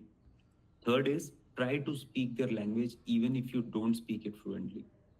Just try to speak it and they'll be more than happy knowing that you are adopting to their culture. Because what they don't like is if you are not adopting to their culture, which is correct. Because if I come to Nepal, you'll kind of expect that I do something that makes us close, some gesture and all. So one piece of advice: learn a little bit German before you land here. If you can do A2 or B1, nothing like it, but just try to speak their language when you land here. It will ease a lot of things for you. But I don't think this question is relevant. But be rest assured, there's nothing like that. Okay, great. Thanks for the input, Dave. Germans are basically little very giant, very well built people, and their language. So maybe for a Nepalese or South Asian part, we find it a little overwhelming. Normally, Nepalese are very humble, and then we are kind of a thing, and so that's a cultural difference. So we'll have to adapt. We'll have to understand things. Okay, so there is a question from Subham. One more question, I guess. Do you provide German language course? I heard that some university have the German language as mandatory course. Yeah. So they will just mention, sorry, they have just mentioned that you try to learn the German language, right? Which is, although it's not mandatory, it is gonna do good for you. And what we do is we have started, and because many students started requesting it, since January this year, we have started offering free German language training on campus. Of course, it's not gonna be the level-based training like how you do the IELTS coaching, like A1, A2, B1, B2 level of German language training. Rather, it's more of communicative language training. So they'll teach you the basic grammar, how to form a sentence, how to greet, like all of those basics. Okay, that's how communicative German language, like I said. The idea is to ease things into you about Germany. Maybe you go to a place, you wanna You want to ask someone the directions to go to a place and you don't know how to pronounce the name of the place, they're not going to understand you. Okay, so these are the very basics that you should be aware of. So for that, I think this thing will be helpful. This learning language training will be helpful, and it will be offered to you for free for however long you want it, as long as you're a student of English. You can sign up for it. After 3 months, you can think that you have learned enough, or maybe you are getting busy with your studies and your part-time job. Maybe you can decide to learn it online whenever you get free time and you want to drop out from it. It's fine. If you want to continue for a whole year or even continue into the second year, it's fine too. So it's anyway offered for free for the students So in the it's not a campus. credit bearing, right? Nope. Okay. So, So, if you could explain, because for a lot of student, maybe this us building, build on or whatever, this course is sounds little new, and then when you relate this to the work permit, job kind of thing, so can you please clear the bit of a thing, and also about the tuition fee? mm-hmm, There's a question around it. mm-hmm. Yeah, that's right. So for the Ausbildung, typically what you see in the market are um, agencies who recruit for hospital roles. Just let's take the example of someone who wanting to go into nursing hospital program, right? So there's an agent who comes in, takes a student, says, puts them into the nursing hospital program. And the students typically work for almost all through the week. And the rest of the time, maybe 2 to 3 days when they get free time, they will be given study materials or classes, which they take, and they also do the exams in the end. And there are also other roles, like I said before, lifeguard roles in a swimming pool, right? So you work as lifeguard for a certain number of hours. By the end of it, they give you a certificate. Let's say you're a certified lifeguard now. Okay, so what happens here is uh, the they put you on a job basically, right? And that is where you learn, and they will make you learn for almost all through the week, from what I've heard. And from a job that could be paying you, for example, 3,000 euros, they could give you a stipend of 1,300 euros, and the remaining can be invested back into your studies. Okay, so that is how they say it's a free program altogether. What we have done is you come to the campus, you sit on our campus. Like I told you, like we have a separate wing called Games Academy. A separate floor is actually dedicated to Games Academy. You will be going into Games Academy for your Osbaldam. Okay. Games Academy is an MDH campus. You sit here on the campus, you study and do and experiment on real-time projects that we have. Okay, so the learning and study happen together. It only happens for 2 to 3 days in a week. And you also have the opportunity of working part-time. Earlier in the other Ausbildung option that I told you, you don't get the opportunity to work part-time. So you rely heavily on the subsidy on the course tuition and also the stipend that you get. Here, you pay a fee, and you also will be getting a small stipend. But at the same time, you have enough time to work part time, and the same amount of time as any bachelor or master student get. And they are making roughly about 1,000 euros a month.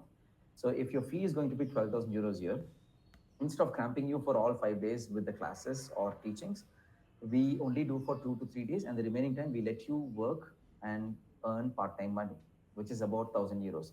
Which, if you consider for 12 months for throughout a year, it's 12,000 euros, which actually nullifies the fee you actually have paid to the university. Okay, so in short, you can consider this as a money that comes back to you, but again, you have the freedom of choosing to work or not work. But the focus of Ausbildung is not about free education. Focus of Ausbildung is real-time or applied learning. Okay, so People believe there's a question also.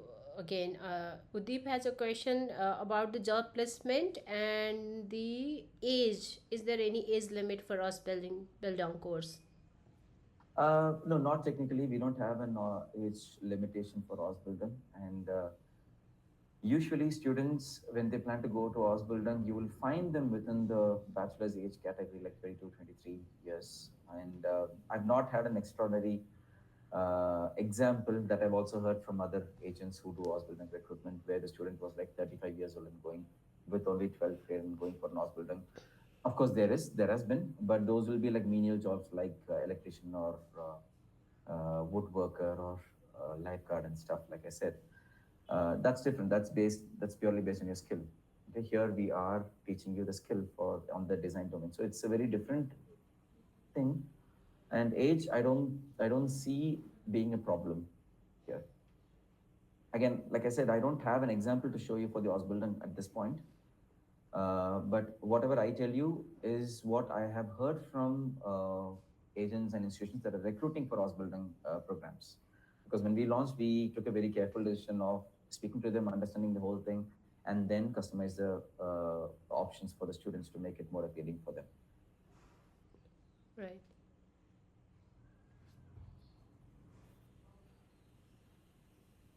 Okay, so one more question. German language required for Ausbildung or IELTS? No, we teach in English. We teach in English. So IELTS is what we ask for, 5.5 minimum.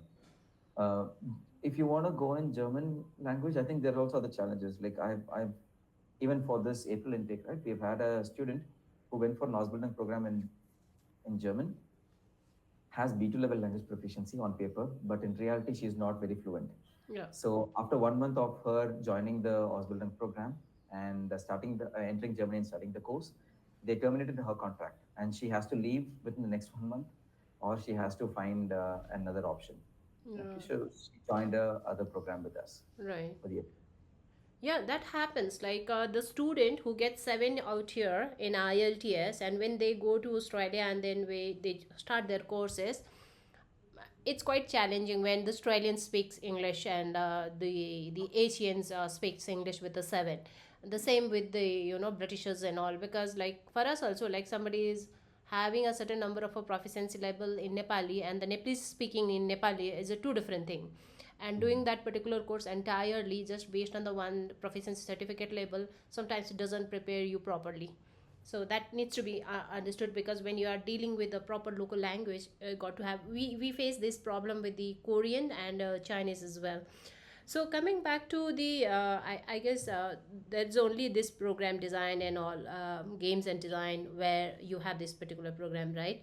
So when it comes to the bachelor's and master's, you are currently offering, the MDC University is offering 33% scholarship for the entire course durations for all the bachelor students and the master students, right? Mhm. So it's based on the admissions, not merit base, but they have Yeah. to meet the IELTS or the English proficiency requirement. Okay. So What is it? we created this scholarship, and we how we took it to the students is that you get a higher scholarship of 33 percentage if Mm-hmm. you're a deserving candidate. And what do we mean by deserving candidate? There are two things that we try to understand. And during the admission application interview, okay, which is a mandatory part of your admission process, it's a very short interview, 5 to 10 minutes. But we try to understand two things here. One is your communication. Are you able to speak and understand English? And secondly, your motivation and your future plans. You may have seen the credibility interview, right, happening for UK. It is very similar to that. And once you finish the interview, the interviewer, based on the discussion for the 10 minutes, will be able to say you will be a good addition to the classroom environment, and they are able to recommend you for a 33% scholarship. Now, this is the criteria. But when we looked at the statistics, when we looked at the reports, what we noticed was everyone who qualified for the higher scholarship scored a minimum of 6.5 in IELTS. That was the lowest IELTS score we had. So what we understood is someone who is proficient enough with a good score in IELTS 6.5, they were able to articulate what's in their mind and communicate it very effectively during the interview, during the 10 minute, and the interviewer was impressed with it. And so the indirect way for you to understand if someone qualifies for a 33% scholarship is by looking at their IELTS score. And if you do not have the IELTS, of course, whatever you show and prove have to be also substantiated in the form of evidence. Like if you are good in communication, good in English, you have to show your English certificate, right? So for this, we do require students to have English language certificate like an IELTS, a TOEFL, or PT, or Duolingo. So if you submit based on MOI, you will not be qualifying for the 33% scholarship. You will only be qualifying for the 20% scholarship. If you want to qualify for the 33% scholarship, make sure you submit your English language proficiency, and when you attend the interview, the outcome will be notified to you. And the contract actually mentions about the whole scholarship thing as well. So what are the grants for the MOI? Like anyone passing out from any university can apply for the English way. test proficiency test requirement waiver with based on the MOI? Yes, as long as it is within, it is issued within the last 2 years. The Okay. study did within the last 2 years. Okay. Okay. So if somebody gets in admissions and the English waiver based on the MOI Mm-hmm. and gets through the interview, then they'll get a 20% scholarship for throughout Yes. the course duration. Yes. But if somebody has got a required IELTS score and gets through the interview, then they'll get up to 33% scholarship for Mm-hmm. the entire duration. And is there any opportunity for a very some of the students could be really really good also, like is there any way out to help the student to get higher level of scholarship, maybe of 50% by a faculty or something, some kind of a provisions to assist the student to motivate? Now, when it comes to these things, right? We have to make it a policy on the Right. document. We can't just look at it on a case by case basis. And Germans or Europeans, I think they're very sensitive Mm-hmm. to things. Something that we do in a good intent to help someone out, maybe looked at it as being a partial treatment. Mm-hmm. And the university also will not sign up for it. At Right. this point, we can only cover up to 33 percentage. And Okay. see, I'm not bragging or anything, but uh, if you apply the 33% scholarship, right, I think we already become the most economical option among other German options that the students can actually look into. Okay.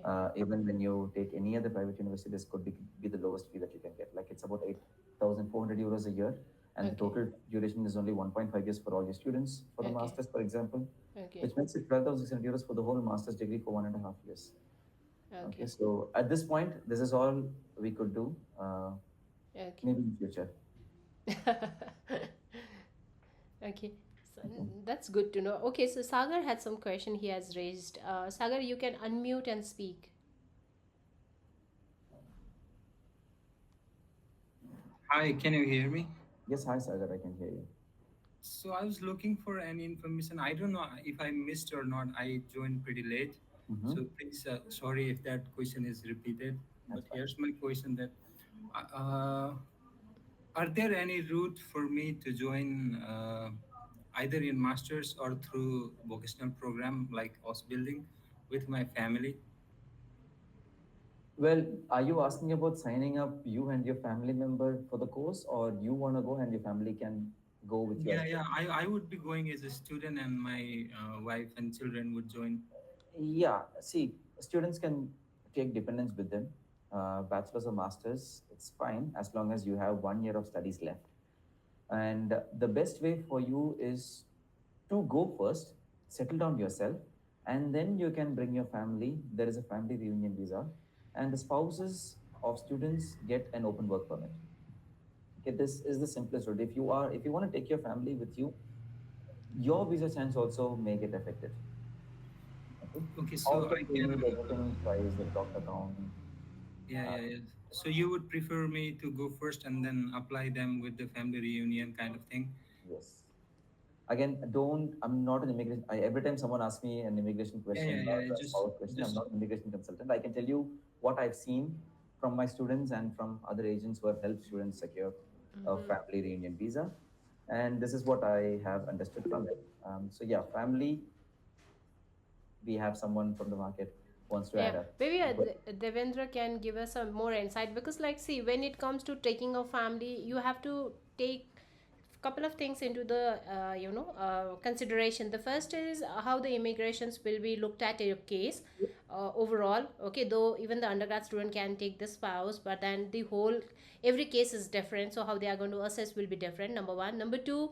Um, are they going to be your dependent are going to be a burden on you or going to be an support system for you in overseas? Because like if you're taking your young children and you're on a student visa yourself, then the number of work hours will be limited, and also the childrens cannot be like left alone at home, so you might have to keep them in some childcare or something, so that could be more for many. And then again, we'll have to check whether the international student uh, being on a student visa can have the can their children go to the public schools where the tuition is free. So you need to do a bit of a work and the research on this part.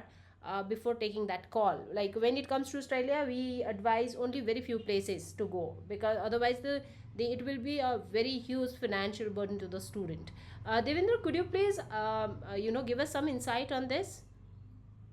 Sujata, actually, you answered what I was supposed to say, because the visa application or the approval rate might get impacted, because the visa authorities start looking at you very differently. Right. But as Jamesh rightly mentioned, the best that we offer to students is that you come, you settle down, and then you apply for the reunion visa, which is much easier considering, and especially if your spouse is educated, the chances of everything going right is very high.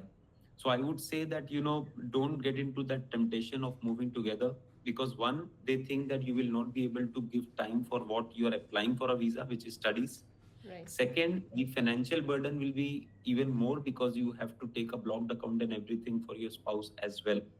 So I would strongly recommend to avoid that, but that doesn't mean that you don't have to do it. You have to do it once you are here. But Yeah. again, this is just from personal experience, no legal expertise on this, just from a personal experience. Okay, so Jamesh, last questions I think I'll have is like, as you mentioned, like 3 years to the students who graduated with a 3 years degree, irrespective whether from Nepal or from any other country, they have to opt for a 2 years masters, right? Or it can vary depending on the university they graduated. Sorry, what's the question again? So, a couple of students they are coming with the 3 years bachelor's degree, Yeah. right? So they Okay. might have studied here in Nepal or in Malaysia, Oh, did yeah. some British qualifications, or some of the student might have gone to India and done their degree, 3 years degree, or few Nepalese student university still offers a 3 years degree. Hmm. So, based on the durations, do they qualify for a 1 year or a three Okay, two so there years are masters? How does it work? okay. There are two options we can give them. One, if they come with a 3-year bachelor's degree, they will be given a 2-year master's or 4 semester master's. Right. But if they have 3-year bachelor's degree and 2 years of work experience minimum, Mm-hmm. the professional experience can be equated to academic Okay. achievements, and we can give them 1 semester waiver. In that case, too, the duration can be brought down to 1.5 Right. years. So when you bring it down your course duration based on your work experience, you are saving on the tuition as well, right? 1 semester tuition Right. will save Right. time. More importantly, more than money, time is Right. money, I would say. So I'm connecting you here with the Supreme's questions next. I think Supreme or Subham's questions where he asked like, if he happens to go for a 1.5 year degree, and Hmm? if he completes all the credit within a 1 year by taking an additional courses, is there such opportunity to do an additional units and complete your degree in a 1 year and opt for a stay back options for a post study Uh, work, right? See, it's not just about the credits, it's also about the time that you take to complete the credits. In 1 semester, we can only offer 30 credits. Mm-hmm. It's the standard. So if you want to get 90 credits, you definitely have to Study for study one for and a one half. and a half years. Okay. Okay. I guess we answered most of the questions. Is there any other questions from the students? You can unmute and ask. Sorry, I have one other query. Please go Yes, ahead. So this might not be related to the education. This is a bit something towards the visa. Mm-hmm. So during the visa interview, so what should be our mentality? Like, should we answer them regarding that we would be going to study there and we would be having a settlement there and a long-term plan in the Germany, or should we be focused on like getting study and coming back to Nepal? Like, what kind of mentality should we have during the interview?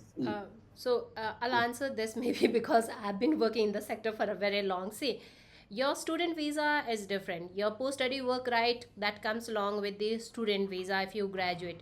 But you're staying back permanently, whether through a blue card or having a residency, is a completely a different migration policy. Okay, so anyone who's going for a student visa does not guarantee that you will be getting a PR. You may be eligible later based on your education, based on your work experience. Okay, there are multiple other areas that boxes need to be ticked.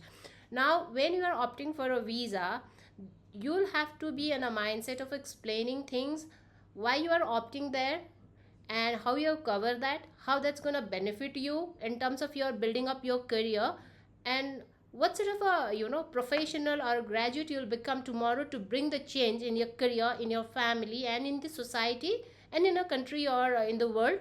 So the when it comes to the international education, so students normally they go to become an global citizens, okay, because you are sharing your classroom with a multiple 10 to 20, 30, 40 different nationalities. You get an opportunity to learn the same syllabus from the different lenses. You will be sharing an experience, so you are becoming a global citizen. It's a process of becoming a global citizens. Based on that, what sort of a job you will qualify, that will be pretty much decided or structured. But will that lead to the career, to a PR? That's not guaranteed, okay, because none of the student visa provisions connects with the PR directly. Number one, anyone who graduated did really well, gold medalist, but when the at that point of time when they apply for the residencies thing, if the policy changes, if you do not meet, you do not get it. So it's entirely a different thing. So if you talk about this, like my intention of going there is just to stay back there, then they will not see you as a prospective and a genuine student. Because if your scenario does not work align, it doesn't work in your favor once you are in Germany or Australia or anywhere, then also you'll get into any wrong things, or maybe in any sort of activities to support yourself to be in that particular country. It could be legal, it could be illegal, because your intention is just to stick there, okay. So if your environment does not support you, then also you'll find any loopholes to be there.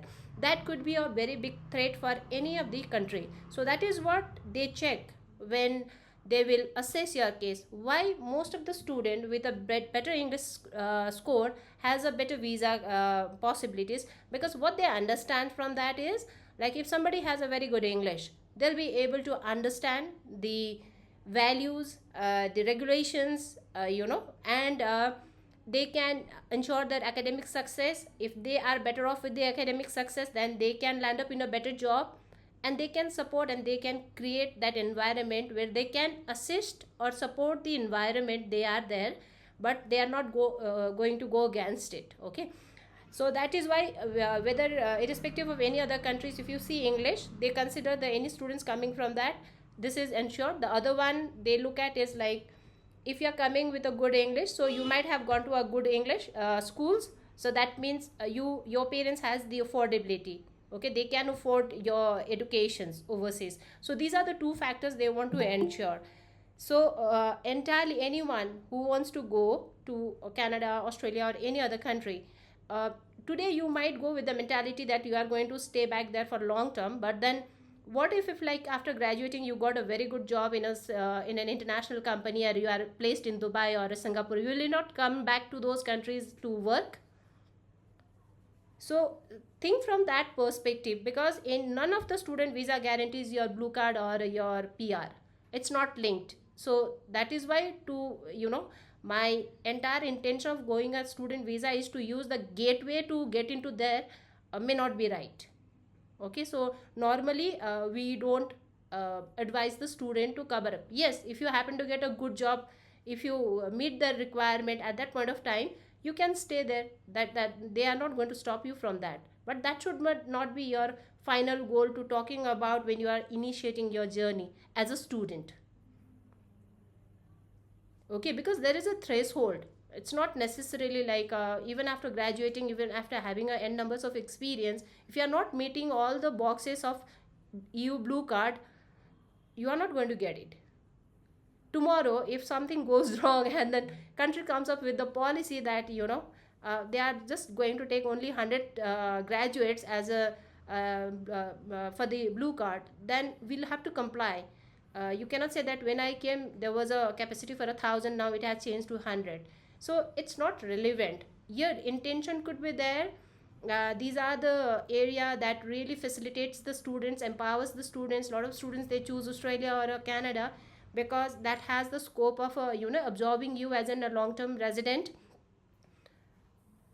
That's a prospect you have, but entirely your intention of to getting into that prospect, the immigration will not take you very seriously as a student, okay. So the moment you land up in a Germany or in Australia, they'll think like If your intention of staying like that, then you may apply for a protection visa, you may apply for the asylum visa. No one is going to stop you from that. Making an application anyone can do. So that's the threat and the risk they will see in you if your intention is entirely only the residency. Residency should be a byproduct of your journey, it should not be your primary goal. Okay.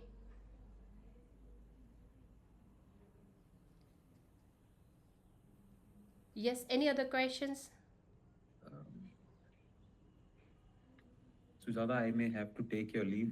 Uh, Sure, sure. We yeah, but it's been it was little. a pleasure talking to everyone. Thank you so much. All the very best, and hopefully, I'll see everyone in Germany.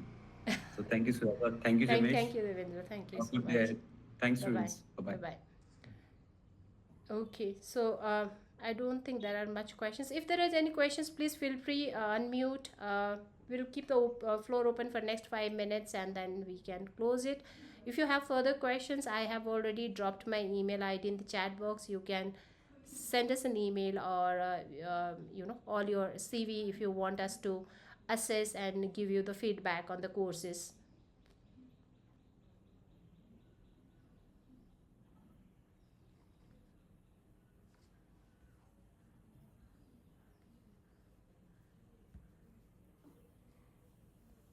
So normally, Jamesha, when the Nepalese students or the Indian students they go to Germany, what sort of the struggle they come across when they are very new in that environment? In the first few months, like normally, the in terms of the educations, like they start attending the classes and uh, in terms of writing an assignments or maybe in other areas. Yeah, so the first thing I think they would face, one, I think culture shock in general. I Mm-hmm. mean, the way how things work in overall, or maybe how academically also the Mm-hmm. way the teaching happens, the way the students are required to work on stuffs. That's also very different. See here, the teaching doesn't have to be a formal 9 to 4 session every day. You will see maybe one day it could be like starting from 9:30 and goes on till 4:30 in the evening. Second day it could start by 2 o'clock and goes on till 7 o'clock. And third day it may be an online 3 hour session. Okay, because it's a very it's a contact program, it's a taught session, but I'm saying there is a possibility of having 1 or 2 hours of classes online as well, maybe during a course or anything. So, Mm-hmm. and also you are pretty much on on your own. Like Yeah. the help will be provided to you when you ask.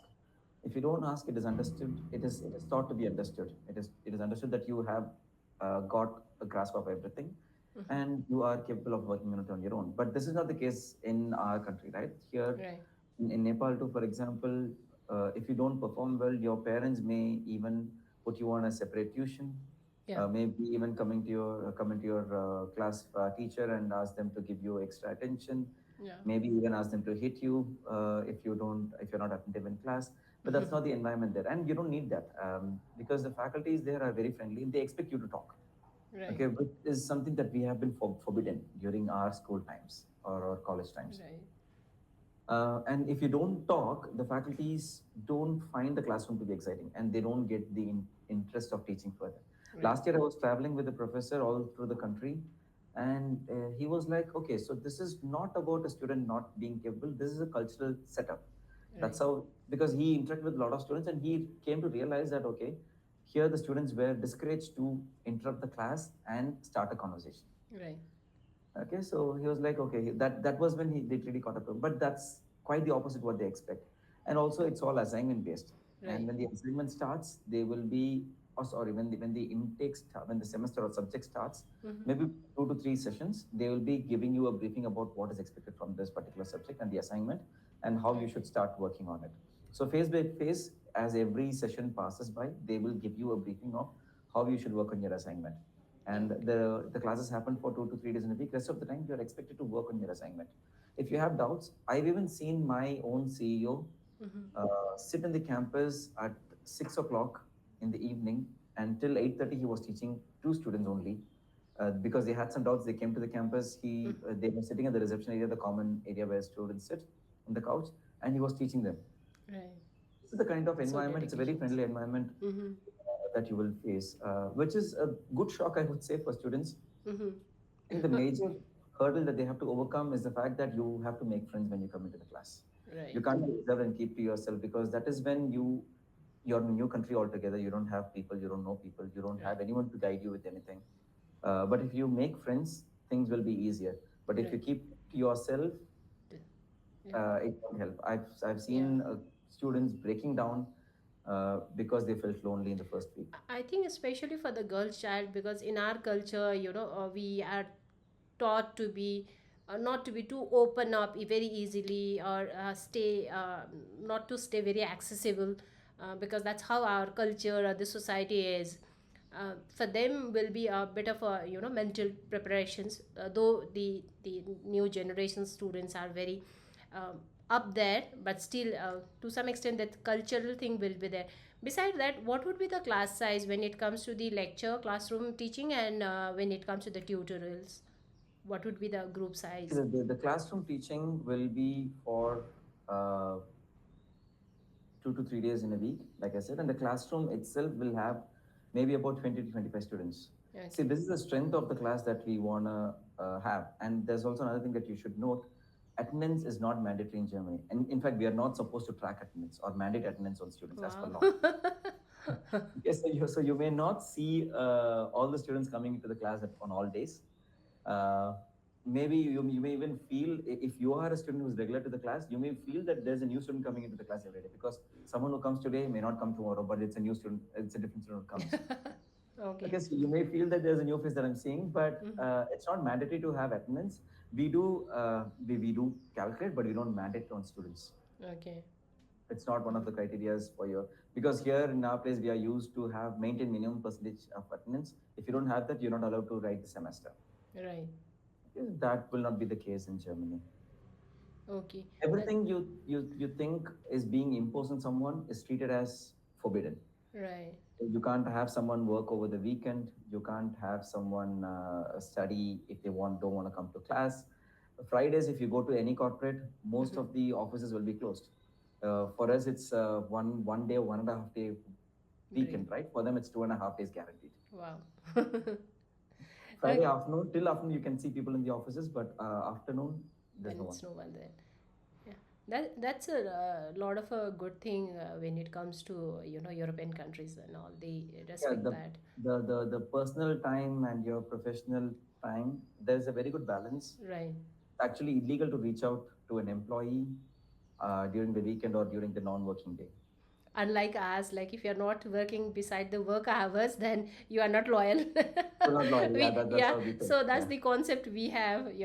If you're not entering the office before the office hour starts, that's a mark of a not being a good employee. And being So sincere we to are you. going from this kind of a mindset and culture, and then completely different.